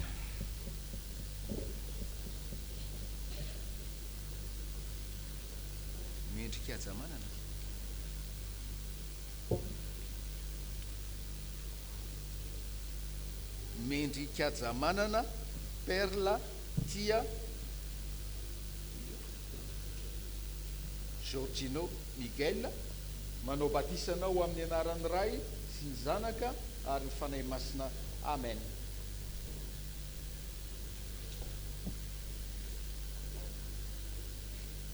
Mbola hiary hivavaka isika. Faly misaotra anao zahay Tompo fa tanteraka ny faniriany reto Ray aman-dreny reto, miombonay na ao Kristy Jesosy ny Zanany, ka isan'ny vahoaka ny fanjakan'Andriamanitra. Ny angatanay fiangonana dia ny hiterizanao ity zaza ity eo ambany fahasoavanao, ka mba ampaharitra azy hatramin'ny farany amin'ny fivavahana aminao. Ampioa ny Ray aman-dreniny mba azony manatanteraka ny fanekena nataony teto anatrehanao zany vavaka zany, dia ataony amin'ny anaran'i Jesosy Kristy tomponay. Amen. Petraka ny fiangonana mandehana amin'ny fifalian'ny tomponareo. Amen.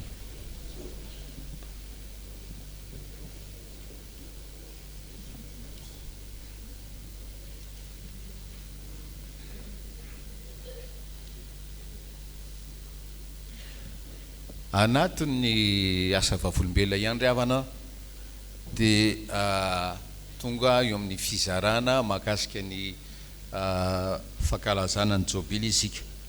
Napetratsika moa tao anatin'izay herintaona izay hoe le fankalazana tsy hoe fankalazana fifankalazana fotsiny na ara-pomba-piangonana fotsiny, fa nataontsika ho fijoroana vavolombelona hoe Andriamanitra velona, Andriamanitra mahatoky, Andriamanitra tsara, ary araka ny toroten'Andriamanitra androany Andriamanitra tsy mitsahatra ny miantso antsika ho amin'ny famonjena azahoana famelan-keloko. Ankehitriny riavana dia misy mpanompon'Andriamanitra ary manasa azy androso ety amin'ny altara hijoro vavolombelona, zany amin'ny hoe fiahiny zany fiainana zany tamin'ny asa fanompona zay ny antsony azy. Manasa ny Madame Vero fatazako teo moa izy fa mandroso tompoko.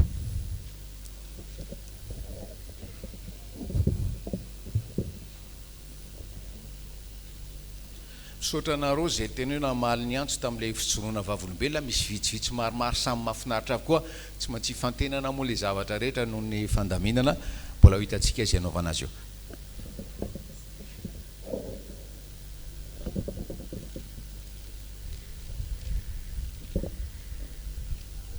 Isaia 2:15 mankalazany Jehova fahasa lehibe no nataony hijoro vavolombelona aminareo fa manana nadandreny 70 taona tsy nanambady izy sady tsy niteraka mipetraka amin'ny anabaviny izany izy izany hoe mipetraka amin'ny rahavavindreniko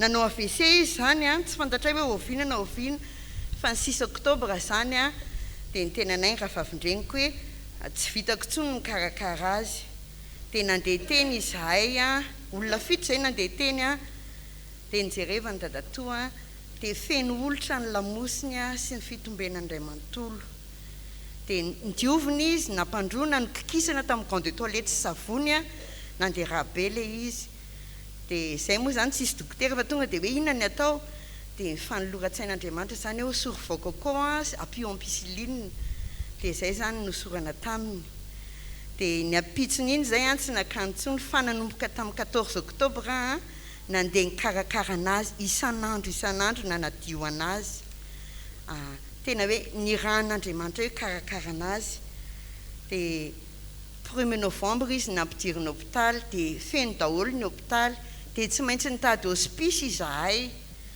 dia nampidirina tany amin'ny hospice tany Ambatomaro izy lafolafo ihany ny frais-an'ny hospice tany izay mitentina 67 000 ariary par jour izany hoe isaky ny 3 andro izay tsy maintsy mitady 200 000 ariary fa miaraka amin'Andriamanitra izay dia mampivory ny fianakaviana isaky ny sabotsy dia isaorana ny tompo hoe vita soma tsara ihany izany nanana olana izahay tamin'ny 16 novembre lany ny vola dia nisy olona nandefa volana tamin'ny vola 1 500 000 ariary dia ny telefona le olona tsy fantatra hoe iny karakarana ny dadatonary mety hoe olo anatin'ny fianakaviana ihany izy zany fa tsy nitonona anarana ao anatin'izany olana rehetra izany dia nity olona dadatonary ao anatin'ny hospice lasa amoureux dadatonary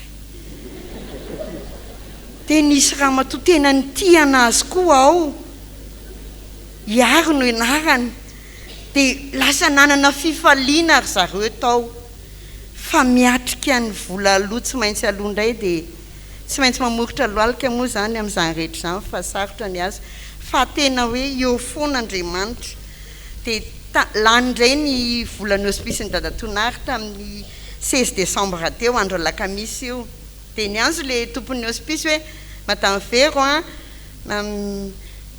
appui zay amin'ny hofatrano fa nefa mitaky koa ny tompotrano zaho mbola tsy manana fa rapitsy 17 andeha mariage dia ao daholo indray fianakaviana dia hiteny amin'zareo dia ny arivan'iny nefany nisy nandefa vola 2 millions d'ariary indray dia tena hoe isaorana ny tompo tena hoe tsy takatry ny saina fa tena hoe Andriamanitra mahatoky momba hatrany ny asan'ny tanana izy dia isaoran'Andriamanitra fa tena hoe nijoro vavolombelona araka le toriteny teo koa hoe sahy nijoro vavolombelona dia ho an'Andriamanitra reny ny voninahitra saotra tompoko.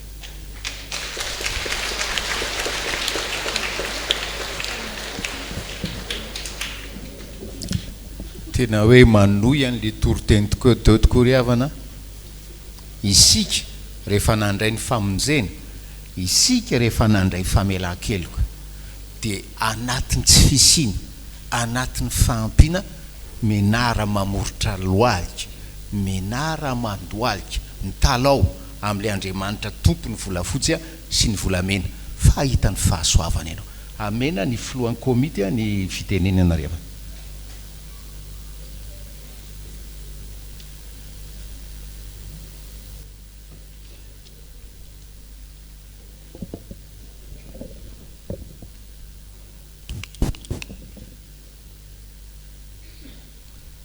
manohy ny asa vavolombelona isika ry havana manasa avy hatrany Andriamatora Aljon Alban andray fitenenana ety anoloana.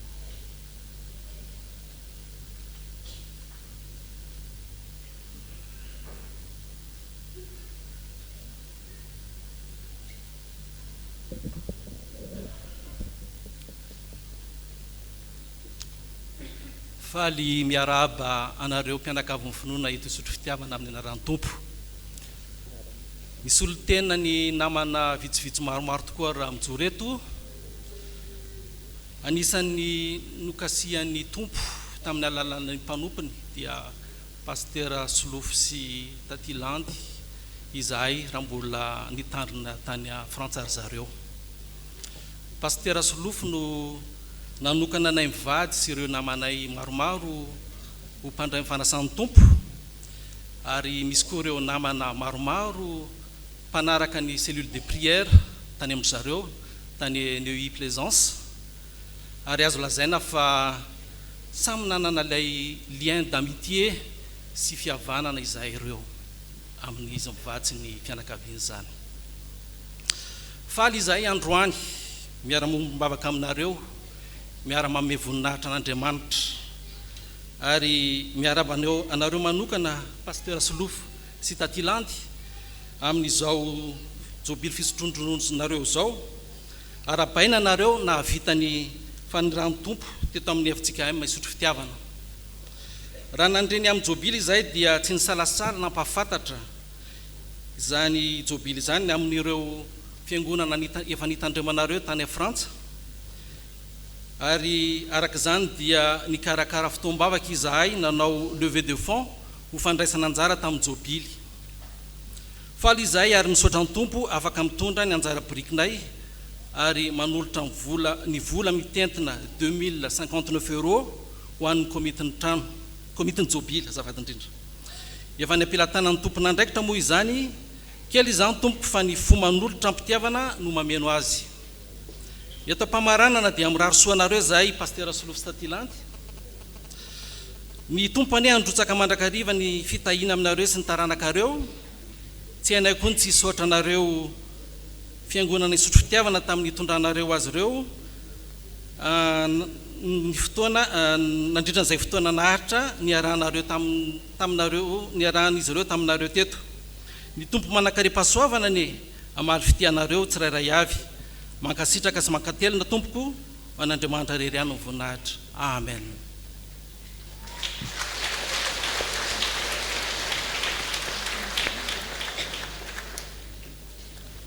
Manaraka izany ry havana misy ireo avatsika mpitandrina ny zatra raha teto Isotry Fitiavana. Misaotra anareo zay tompoko tsy nanadino any Isotry Fitiavana. Misaotra ny amin'ny fiombonam-bavaka anio maraina, ary dia omena anareo avy hatrany ny fitenena.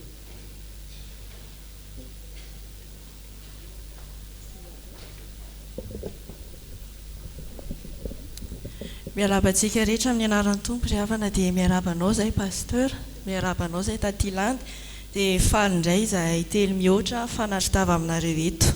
Izahay telo no misolo tenanay 5 menada nandalo fizarana asa mampitandrina teto Isotry Fitiavana, niara-niasa taminao pasteur, dia faly izay mifankahita aminao indray dia faly ihany koa mifanaritava amin'ny fiangonana.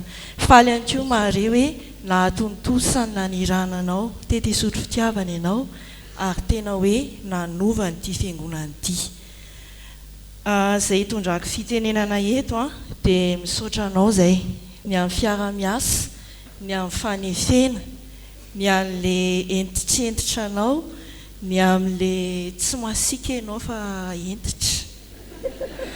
Ary zay mpitandrina ny zatra raha nandalo teto dia tsy maintsy mahateny kely an'izao rehefa mivoaka eto hoe maza anao, kanefa nahasoa le izy.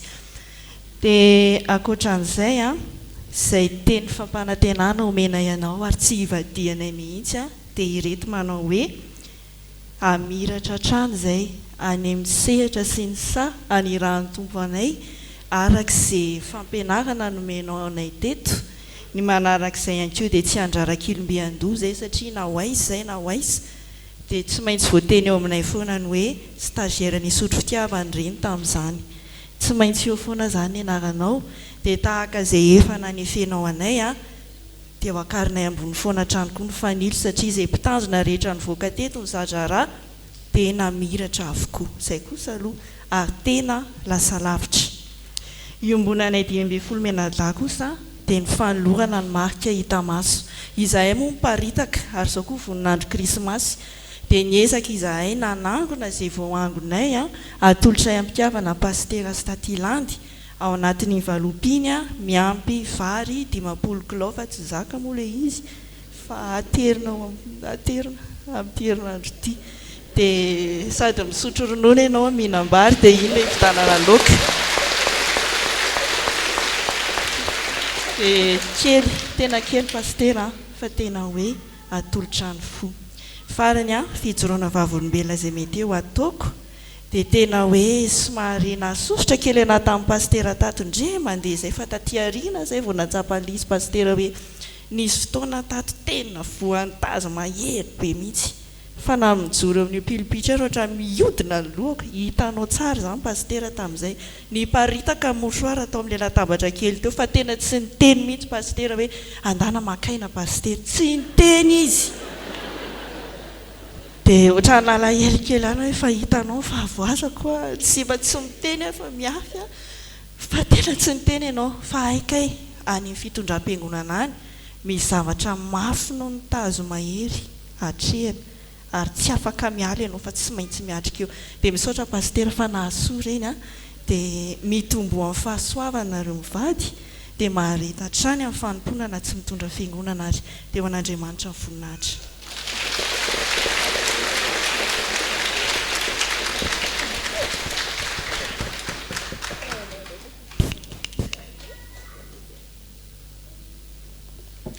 Tonga eo amin'ny fotoana ankasitrahana ireo ny fanometanana tamin'ny komity tamin'ny fifaninanana irafaneva sy ny logo an'ny Jobily Fitiavana amin'ny anaran'ny ray aman-dreny mpitandrina mivady ny komity ny Jobily sy ny fiangonana manontolo no isorana anareo nanaiky ianareo anome voninahitra an'Andriamanitra tamin'ny alalan'ny fanomezam-pahasoavana nomen'Andriamanitra anareo makasitraka tompoko atsona ireo mpitsara ny irafaneva Andriamatoisany Andriamampianina Zaka mpitandrina Rajofetra John Jededia Arnosy misy ny alatsiny moa ry havana tamin'izy ireo noho ny tsy fahatonavana.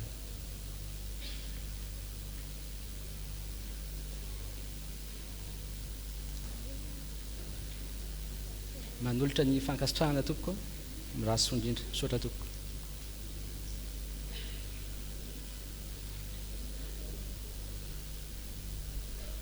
Ny namorona ny irafaneva Andriamatora Marolahy mahazo soniriny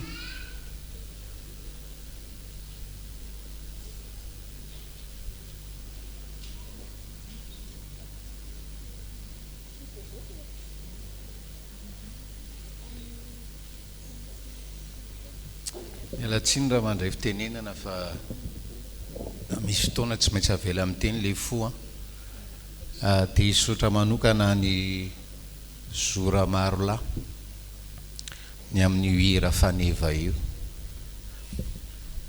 rahantsika malala ny atsarany ny tonony feony mafinaritra ary mampahery mahita ny isotry fitiavana miredona an'iny hira faneva iny mafinaritra mandre olona mampahery mandre olona hoe tsara le hira fanevana reo isotry fitiavana tsara le hira Jobily pastera mankasitraka eram-po eram-panazoa eto anatrehan'ny tompo sy eto anatrehan'ny fiangonana ny amin'ny hira faneva iny fa akoatra ny hira faneva iny sotran'ny tompo ny amin'ny ananana anao eo misehitry ny zava-maneno fampianaran-kira fitarianareo lidy vocal reo ny fitaizana azy fanefana azy fampandrosoana azy misaotra fa matoty isotry fitiavana ity tahaka izao dia no nitoerana tsy manam-paharoa omeny tompo anao ary nyraisinao tamin'ny fanetrany tena tahiny tompo ianao sy ny ankonanao.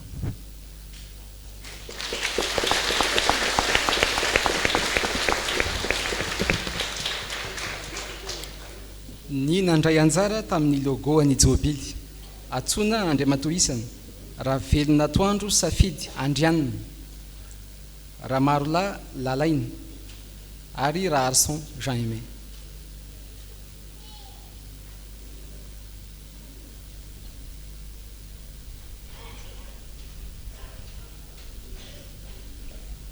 raha velona toandro safidy andrianina moa ry havana no nahazo voalohany larana voalohany tamin'ilay fifaninanana logo manaraka azy raha maro lalalaina ary mifahatelo rarson Jean Aimé makasitraka anareo tompokoa mirahaso indrindra.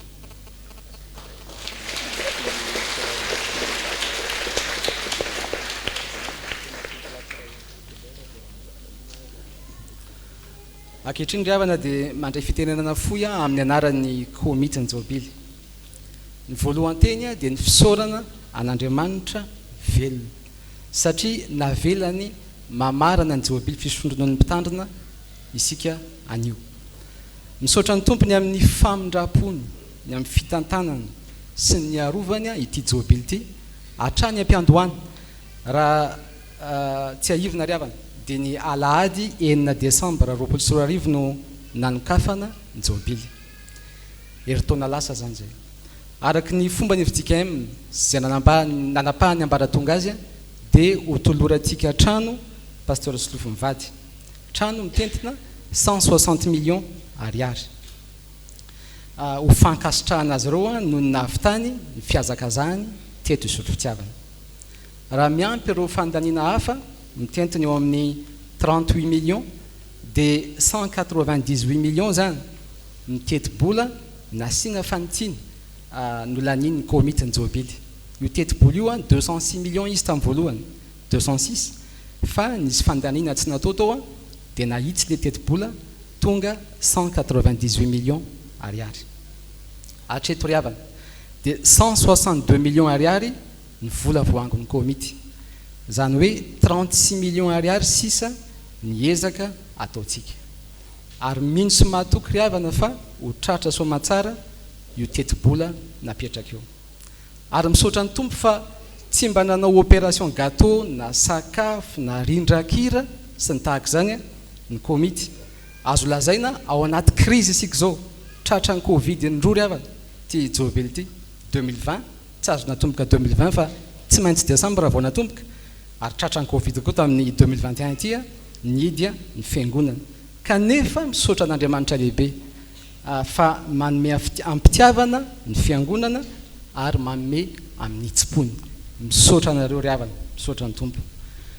Ho aseho atsika eto ny tranon'ny pasteur mivady. Immeuble no le sary mitranga eo fa tsy le immeuble ny tranon'ny pasteur fa appartement anankiray ao anatin'le immeuble. Mangataka ny technicienne ampiseho an'le sary. Io misy mangamanga io zany io le tranon'ny pasteur ao amin'ny immeuble avotra nataony semady etsy amin'ny Budokan Abeflo. Misy appartement maromaro ny ao anatiny ray amin'ireo no nividian'ny pasteur mivady. Eto Famaranana ry havana dia mamerina ny fisaorana sy fankatelemana atsika fiangonana. Jesosany amaly fity anareo. Ary satria anio isika mamarana ny Jobily dia rariny raha mifampizarana mamy isika.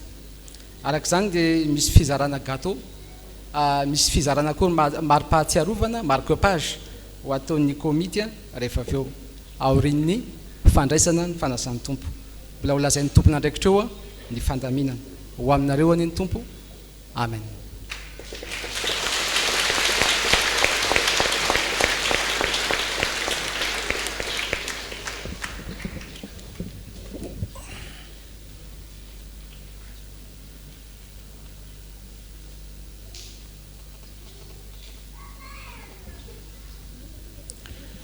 Faly indrindra ry havana mandray fitenenana eto amin'izao marain'izao. Tia no fandraisam-pitenenanay farany amin'ny mampitandrina amperinasa eto amin'ity paroasy ity.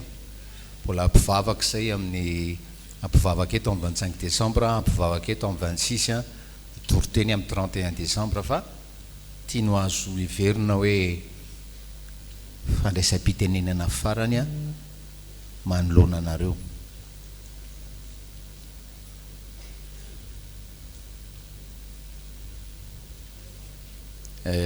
Sao dia adiniko hoe rehefa aoriana moa zay naturellement mbola mieritreritra ny vavaka ty isotry fitiavana amangy ato tsy ndraindray a de lazaiko anareo fa tsy amitsy monsieur Rambaly hoe ritsy mipetraka rehefa any ao tisy ny ao fa zay mahafantatra rehefa misy zavatra atao en semaine de eo foana ny toerana pasteur Aslo fa mahafinaritra io toerana io. Ok, alohany anoizako ny fitenenana riavana de mba manasa nareo ankona koa mba handrosoko kely ety marina efa fantatry ny fiangonana ianareo fa tena fierté oa eo anatrehan'ny tompo a ny manolotra an'reto ankonako reto a aminareo zany.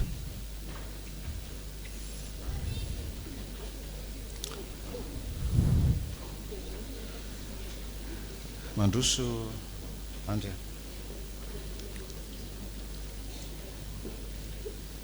Allo tsoana kely le kasoposy satria kasara.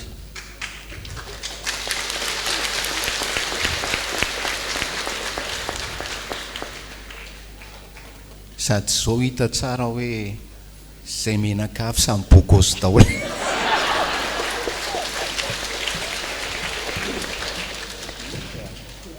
Maty tsonga zao rehefa atrano fa papa qu'est-ce que t'as encore fait? Iandry zanakay lamatoa efa nilazainay ombieny teto hoe niova fiainana de ankehitriny manao théologie M1 any amin'ny faculté de théologie institut protestant de théologie any Aragoa fa fantatra reo zany a fa ny mafiera riavana amin'ny maray fa indrindrindrindra mafiera amin'ny mapasteur ary mba fantatro kely ihany ny zavatra lazaiko de ny hoe marina loatra ny tenin'ny cousin marina loatra ny tenin'ny zay nafantatra azy no nanapa-kevitra iandry hoe hanao théologie iandry nge iandry efa pasteur manana fona pasteur fa ny fahalalana sisa mila rantovina any amin'ny faculté maro ny pasteur zay manana titre pasteur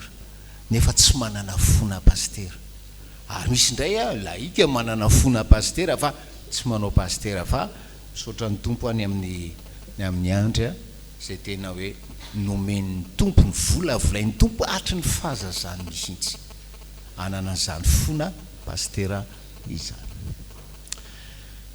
Asina zanakay vavy izy zany moa le notaire associé izy a am'le groupe na notaire misy azy am'le étude misy azy notaire izy a ary ny vadiny a io akavanan'io a mamy a ingénieur amin'ny informatique. Tinga mba mety tsy fantatra reo ty tovavy kely ty satria tamin'nisy David vadiny andro tsy afaka noho ny antony arakasy tsy azony alana David koa manana partiel vao tonga ny janvier de tsy afaka nakaty fa tingna ma mety tsy tadidinareo satria tamin'izy ny karentsy tery amin'ny ravinala tery akisy kely ohatran'izay fa zao izy efa tovavy kely manao M2 amin'ny droit notarial zany a any aiza moky any Paris Saclay de mba mahafinaritra koa ny hoe fitantanan'ny tompo azy a le mpianatra manao M2 na droit notarial vondrona anaty association de ao am'le université ao am'le faculté misy azy izy ny présidente zany association mpianatra M2 zany de le mpianatra M2 amin'ny région parisienne indray a zay samy mikambana ny association azy de samy manana président de raha fotsy kely ty no président ny association des présidents zany misy Isotry Fitiavana zany hoe aza présidente ny association des présidents azafady aky fa tsy aritra aloha fa de zay le ok zay zany amin'ny ankonanay a milaza aminareo fa miracle ny azony mijoro miaraka eto oatra zao miracle riavana de raina ny tompo a teny azony mivady tamin'ny 17 taona lasa zay de ny hoe ndany ianao mikarakara ny fiangonako isotry fitiavana fa za Jehova tompony maro no iandraikitra momba ny zanakao sy ny taranakao il y a 17 ans tsy ohatran'izao ro zanakay ireo fa nytanany tenin'ny tompo satria araka le tenin'ny joroana vavolombelona tao hoe fitiavana izy fahasoavana izy ary fidèle Andriamanitra. Afaka miverina eny toeranareo.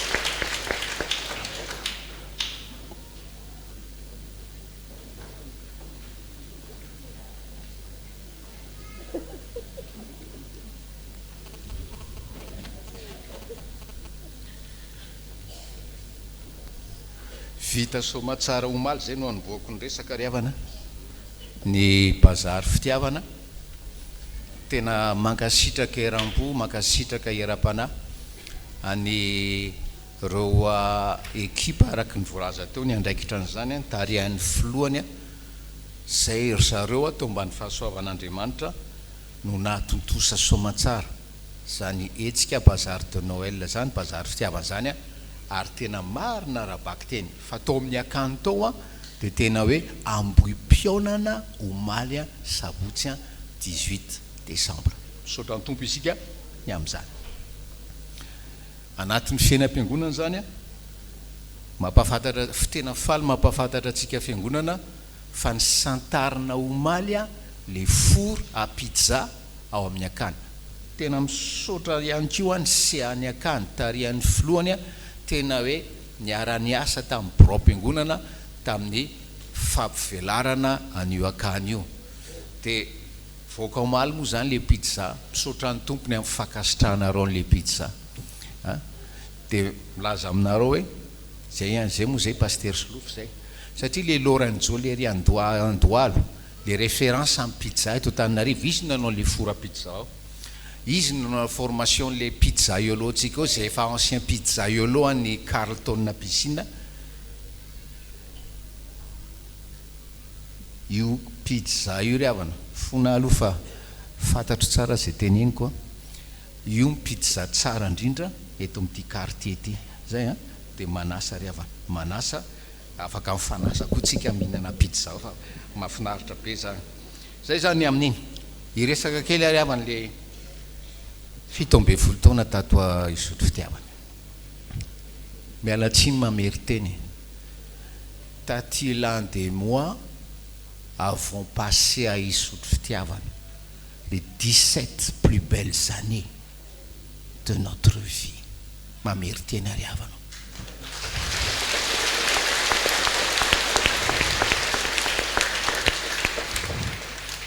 no neraky ny tompo no ny fiarahantsika teto hoe tena mamy riavana tena mamy ary tsy ho atonona mandrakizay. Misaotra album misaotra koa lila soltenany any andafy misaotra any amin'ny fanatrehanareo zao Jobily zao misaotra any amin'iny 2000 € inareo no miteny hoe kely fa zay raha nyteny hoe oay efa oviny zay ny tany mbola tsaronareo sy anehonareo fitiavana tahaka zao mankasitraka tompoka ampitao amin'ny namana rehetra any Abitany ny fisaorana sy ny fakasitrahana. Misaotra koa pastera Lanto eo nareo sy pastera Lalaina misolo-tenan'ireo 15 mizadra raha teto tena finaritra miala tsininy amin'izay anina fa zay Slof zay manko Slof zay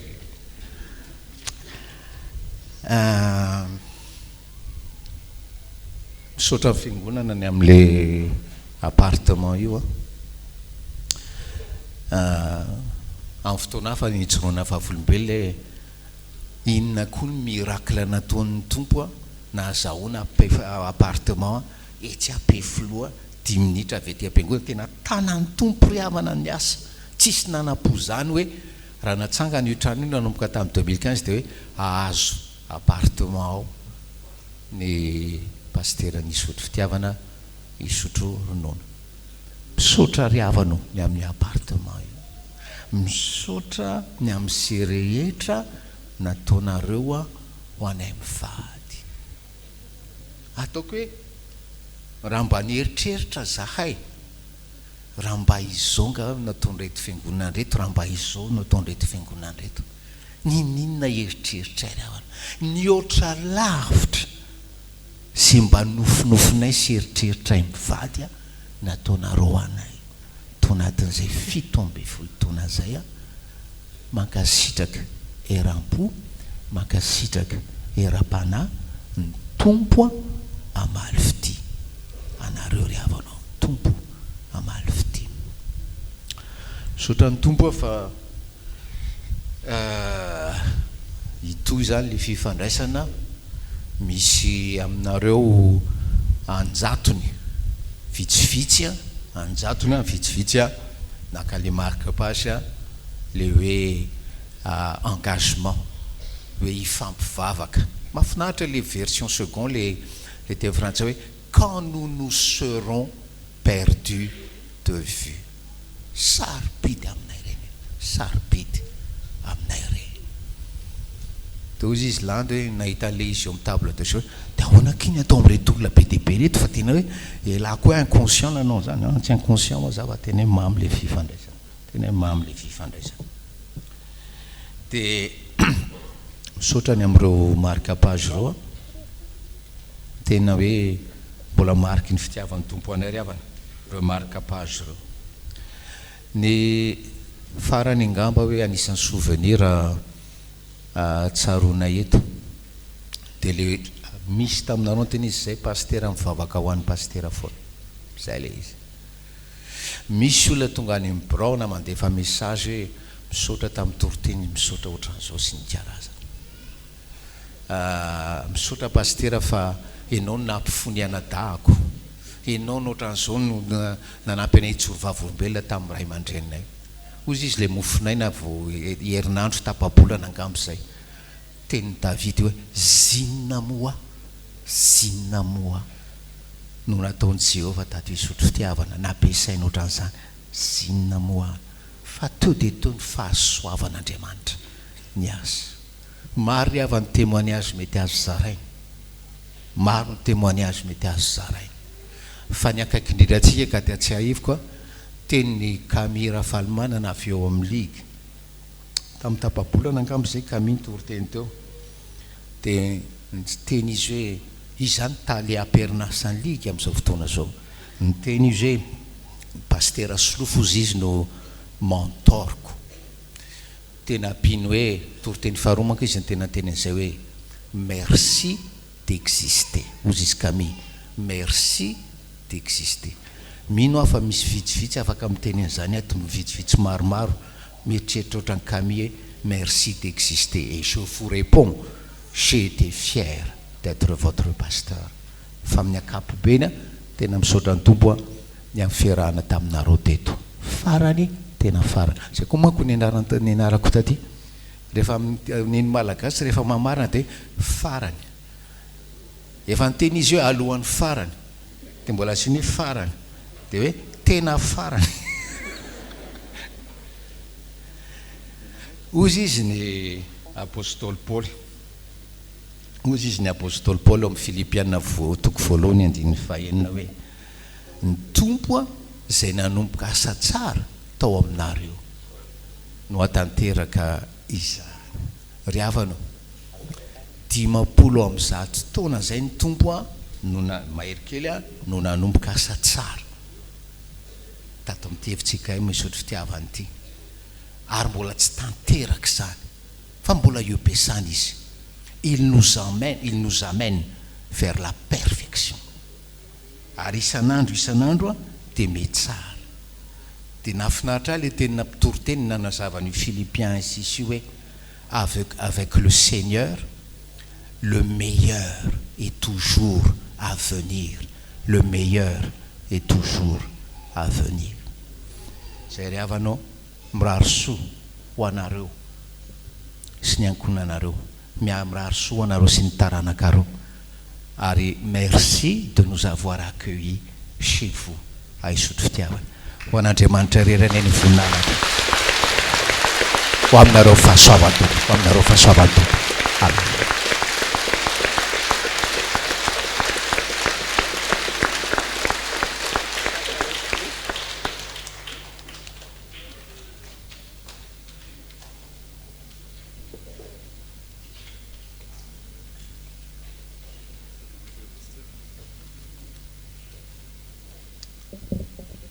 Ivavaka sika aloha. Ianao Andriamanitra raha izanaka fanamasonao menay voninahitra, ianao ny antso na mbola tsy ary akory ary zay dia efa manana ny fandaharana sy ny drafimpamonjena eo amin'ny fiainanay ianao. Sotra ny antsonao ny mpitandrina raha maolo miaso sy lofo mivady sy ny ankonany, ny taranaka homenao azy izay mifandimby. Sotra ny teny fikasanao, sotra ny rana teto amin'ity Fjkm Isotry Fitiavana ity, izay nafana tokoa nanambara amin'ny vaovao mahafaly dia ianao Kristy ilay Andriamanitra velona.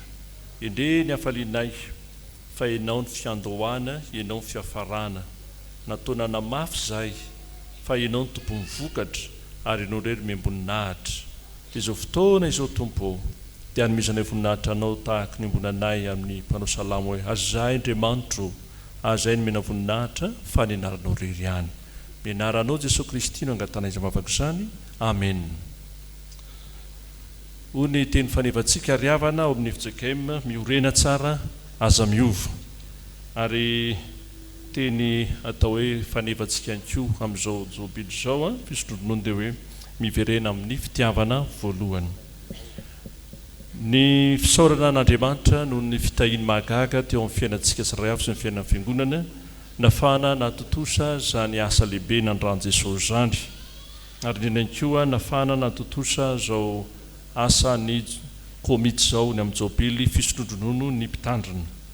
Ka dia misaotra an Jesosy sika ilay maty ny efandraisana fahafatesana, misaotra ny mpitandrina mivady sy ny ankonany zay tonga eto avokoa ianareo ampitao ny fianakaviana rehetra na aiza misy azy ireny zay tsy afaka mankasitraka pasteur ho aminareo Jesosy.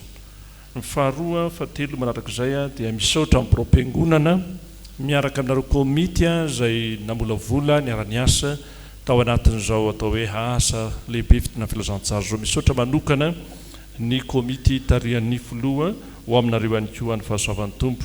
Ary misaotra amin'ny fiangonana manontolo dia ny dekona, ny olona mpanday vita-batisa, ny katekomena, ny fianakaviana rehetra na aiza misy azy na ny eto Madagasikara ny ampitandranomasina.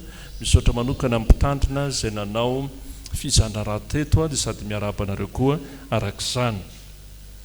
Ary tsy ny kely indrindra dia misaotra anareo fianakaviana voatonona teny efa dia tena namboatra potony ianareo na dia lavitra aza ny toerana misy anareo. Ary ny afatra voalohany riavana zay isaorako dia nitodika aminao pasteur. Misaotra indrindra ny amin'ny fitondram-piangonana sy ny fampianaram-pinoana sy ny toriteny nataonao teto amin'ity fiangonana ity. Zany ny antom-positsika fiangonana mampiorona ny kristianina ao amin'i Jesosy milalao amin'ny finoana, ny toriteny, ny fampianarana. Ny manarak'izay dia misaotra anao ihany koa ny amin'ny atao hoe fanaovana mpianatra azany ny afatry Jesosy zany. Ary tsy vita azany fa tonga mpianatra izy dia rahana amin'izay ny toro filazantsara. Maro ny fiangonana izay nataonareo eto amin'ny Isotry Fitiavana tariam-pitandrina rehefa mamanga any mifaritra any faritany ao dia mahita hoe hito fiangonana dia mankasitraka tompoko ho aminareo ny tompo. Ary misaotra nareo mpianatra Jesosy satria izay ny antom-positsika hoe tena miaina amin'izany mpianatra ny tompo izany tsika. Ary misaotra manokana ihany koa ny amin'ny atao hoe asa sosialy sy asa iombonana nataonareo. Ny asa sosialy dia fikarakarana ireo madiniky ny tompo satria misy ireo zanaka mpitandrina, zanaka mpiasa mpiangonana izay navita fianarana tena mahay fa noho ny enti-manana dia tsy misy dia nareo teto nanokana fotoana niara taminareo atao hoe tompona andraikitra atao amin'ny dekona sy n'olona ny mpandray namolavola nanoana ireny zanaky ny atao hoe madiniky ny tompo ireny mankasitraka tompo karaha mbola tohizanareo ohatra ny am'sekoly raha salamany amin'ny ho avy ny fiangonana satria ireo tanora ireo natao hoe ho avy ny firenena sy ny fiangonana.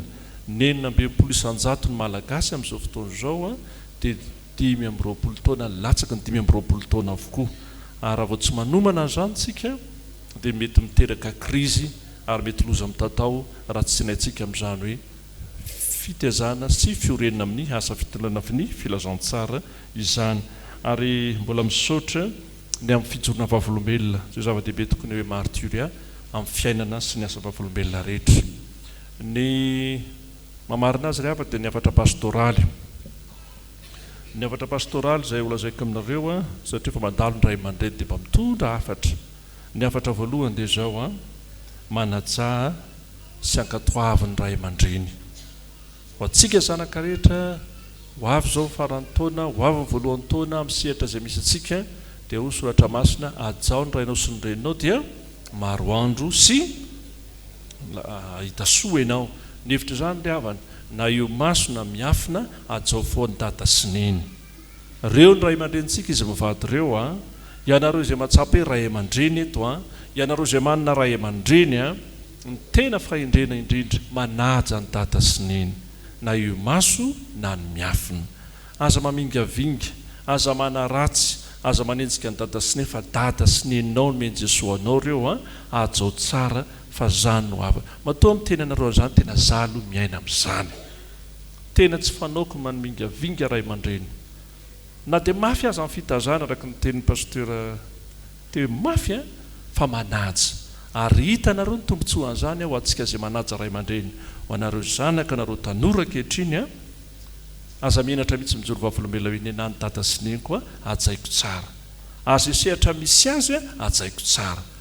Dada sy neny fa misy koa ny amin'ny orinasa misy atsika ajao reny tompona andraikitra reny satria napetraka ny tompo mpiara-miasa aminao. Na aiza misy na eto amin'ny firenena azy ajao ny ray aman-dreny. Ary indrindra moa fa eto amin'ny fiangonantsika ajao ny ray aman-dreny.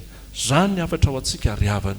Misaotra anareo ny amin'ny ezaka fanomezana lehibe nataonareo. Tena mankasitraka ary ny tompo amaly fity tena azo tsapahitanana ny fitahino meny Jesosy antsika rehefa mikarakara ny atao hoe mpanompon'Andriamanitra sika.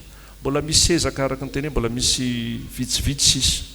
Dia angatahako aminareo ray aman-dreny reo a, apio izy a, atao vitsy zany a, ataovy amin'ny fifaliana fa tsy amin'ny fisetona.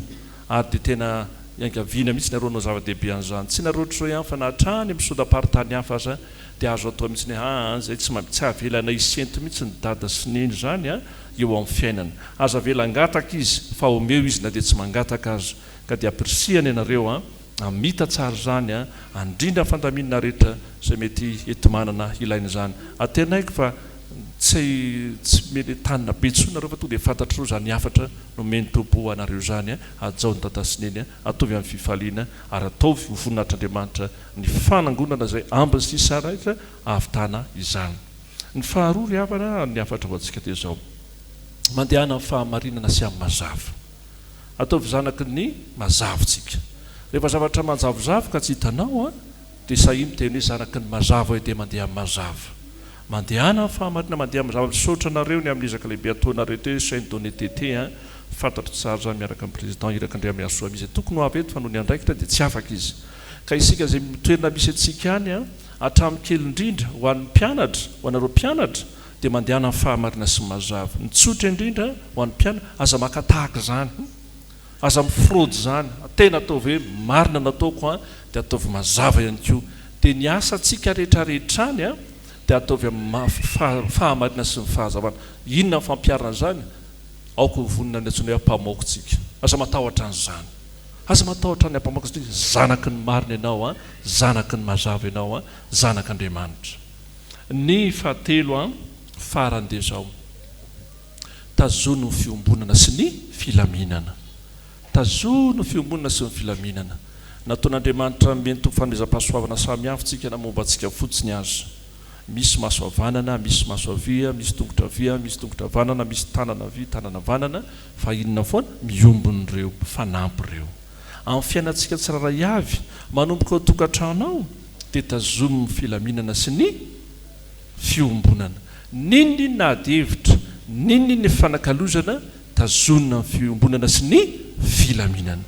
Ninona zavatra hitranga ny orinana, tazono ny fiombonana sy ny filaminana. Atao fiainanareo zany ary misaotra manokana ray aman-dreny satria nitarika ho amin'izany ianareo mivady sy ny mpiram-piangonana ny diakonina rehetra ary mandra-piavin'ny tompo aza velo zarazaray ny hevitra samihafantsika fa rehefa tonga eto tsika dia tazomina ny fiombonana sy ninona filaminana. Olo efa Fjkm anankiray tsy tononoko ny anarany eto amintsika manodidina eto izy hoy izy zareo hoe zay manomboko izao a, ninona zavatra mitranga ny velany, ninninona fandaminana ato anatiny ny nay dia zao tazominay ny fiombonana sy ny filaminana ka ataovy afatra ho an'ny taranaka amin'ny fandimy zany ary atao fitsanam-bavolombelonareo a mandra-piavin' jesosy a eny amin'ny raha ho an'ny lanitra mirary soa pasteur ny secrétaire général koa fa nalefa anatin'ny lesbika an' jesosy iny lay fanomezany ary mirary soa vita lehibe mihina fa mbola misy asa mpanaovin' jesosy anao indray a fa ny asa eto no mifarina fa atenaina fa mbola misy asa irahan' jesosy miaraka aminao irahan fobe Fjkm miaraka aminao indrindra tsy hoe enao ihany fa nareo mivatsy ny ankonana ary tsy ny eto ihany fa maneran-tany satria marobe ny any Komoro zao a malagasy any Komoro satria tanyntsika rotona lasa zay namaky ilay tany nanangana fiangonana Fjkm tany malagasy ao Komoro dia efa 3,000 malagasy a ary tanora ny findramonina daholo no lasa makany dia hitanareo efa nitsangana ny fiangonana any a araka ny akoatra ny any Frantsa zay fantatrareo nisan'ny malagasy any tsy olazay fa maro malagasy milipatrana atenaina fa irahan' jesosy maneran-tany indray ianao a anambara ny vao mafaly fa misy fotoana ianao mivendreta Jerosalema ihany dia efa jerijereko le toerana misy anao tsy fara vao tonga ianao dia mipetraka amin'izay fanondrinao zay tonga avy aminao araka izay reny voninao rehefa milala amin'ny tompo amarana an'izao fotoana izao tsika miangavy ny fiangonana rehetra hiary hitsangana ankehitriny dia ambara amin'ny anaran'i Jesosy Kristy alohan'ny fiangonana ary voninahitr'Andriamanitra irery ihany a fa mifarana zao fankalazantsika an'Andriamanitra ny Jobily fisonononony ny mpitandrina raha maolo miaso sy lofy mivady sy ny ankonana zao miara-mitehakintsika ho voninahitr'Andriamanitra irery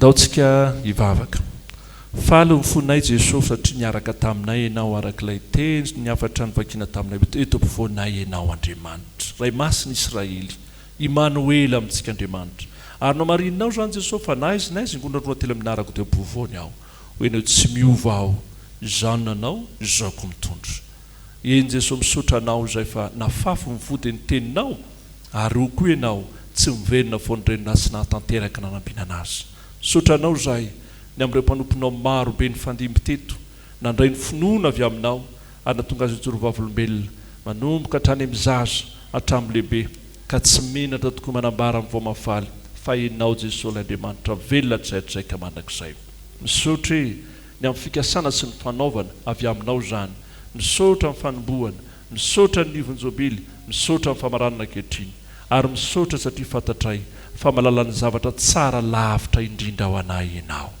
dia amin'ny anaranao Kristy mpamonjy no angatana izany vavaka izany amen misaotra an' Jesosy Kristy alohan'ny fiangonana antsika riavana ho antsika izay lavitra eny a dia misy sary mofomamy anankiroa lehibe eto ny anankiray voalohany a dia fiangonana ny Fjkm Isotry Fitiavana dia misy teny hoe miverena amin'ny fitiavanao voalohany zay zany teny faniveranay rehetrarehetra eto a rehefa hiazona n'ilay antsy zay dia hanao fanamariana kely amin'ny mofoma dia gâteau io gâteau io fiangonana io dia faharoa dia hitanareo zay misy tsara tare misy atao hoe satroboninahitra dia misy riana maromaro dia ny hafarany ery ambony ery misy jiro mazava dia misy sarina fo anankiroa ny anankiray fiangonana Isotry Fitiavana kristiana rehetra dia ny andany kosa pasteur maolo miaso mivady sy ny ankonany zay tena miombona saina ray vavy ray fanahy iray ao anatin'izay dia iroso ary zay dia hitazona ny atao hoe antsy izy mivady dia miaraka daholo tsika fa motsiana fa dia fihetsika no atao voninahitr'Andriamanitra dia isika fiangonana rehetra miteny hoe miverena amin'ny fitiavanao voalohany averintsika aloha ary hoe isa roa telo miverena amin'ny fitiavanao voalohany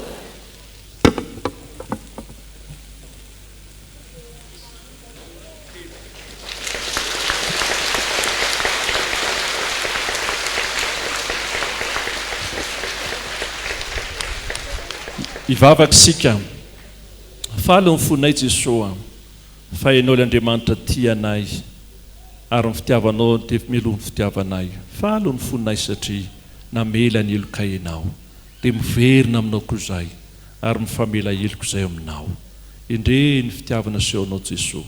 So fifaliana ny alanay teto zao dia fifaliana mandra-piavanao zay iainanay tompo, dia tehirizo aminao mpitandrina mivatsy ny ankonany, ny fiainany no hoaviny anao izy. Ny fiangonana eto Fjkm Isotry Fitiavana, na ny brom-piangonana na ny diakona na ny komity kristianina tsy akanavaka mba ny ankonany avy, anao Jesosy reo hany eo ny voninahitra. Dia zao fifampizarana mofomamy zao dia mariky ny fiombonanay amin'ny fanompona sy ny fanarahana anao. Ka mifahasoavanao Kristy le fitiavan'Andriamanitra ray ary mifampiarezana mafanama ampiombonanay hatrany mianaranao Jesosy Kristy no angatana izay vavaka izany. Amen. Dia misaotra ny tompontsika riavana fahatanteraka zao atao hoe fanamarina ny fahakilasan'Andriamanitra ny amin'ny famaranana Jobily zao dia misaotra ny koa ny tompon'andraikitra ny karakara n'izao mofomamy zao ary amboarina arak'izay moa fandamina rehefa mifarana ny fotoana. Misaotra tompo. Dia miara-mitehaka tsika rehetra ho voninahitra Andriamanitra.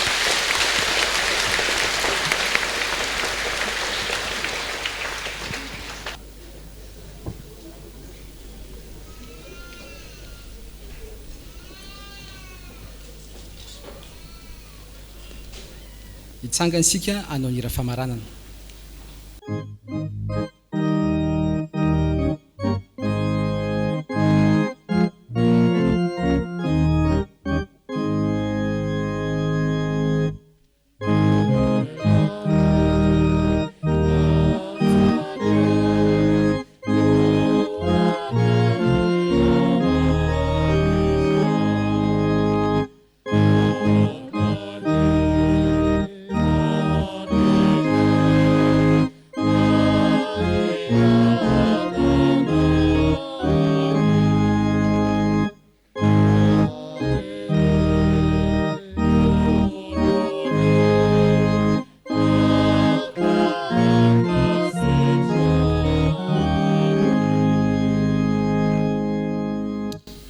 Ny afatra sy ny tsodrandro dia tononona aminaran'ny tompo. Ny afatra amintsika riavana mifalia mandrakariva mivavaka aza mitsahatra, misaora amin'ny zavatra rehetra faizana ny sitrapon'Andriamanitra ao amin'ny Kristy Jesosy anareo.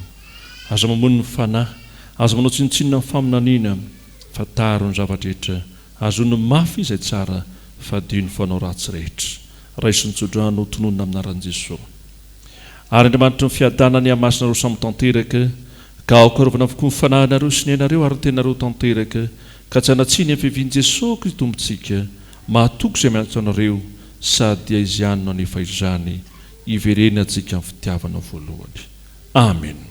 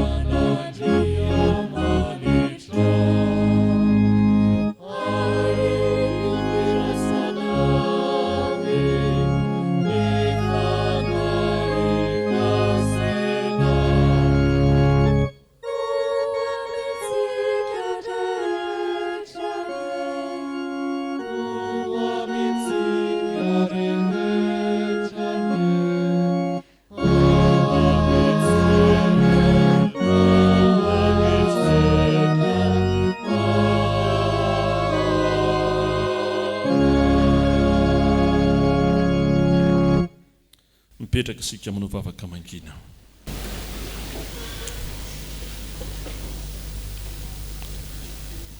Dia ho an'Andriamanitra hery ny voninahitra amin'ny anaran'ny Ray sy ny Zanaka ary ny fanahy masina. Amen.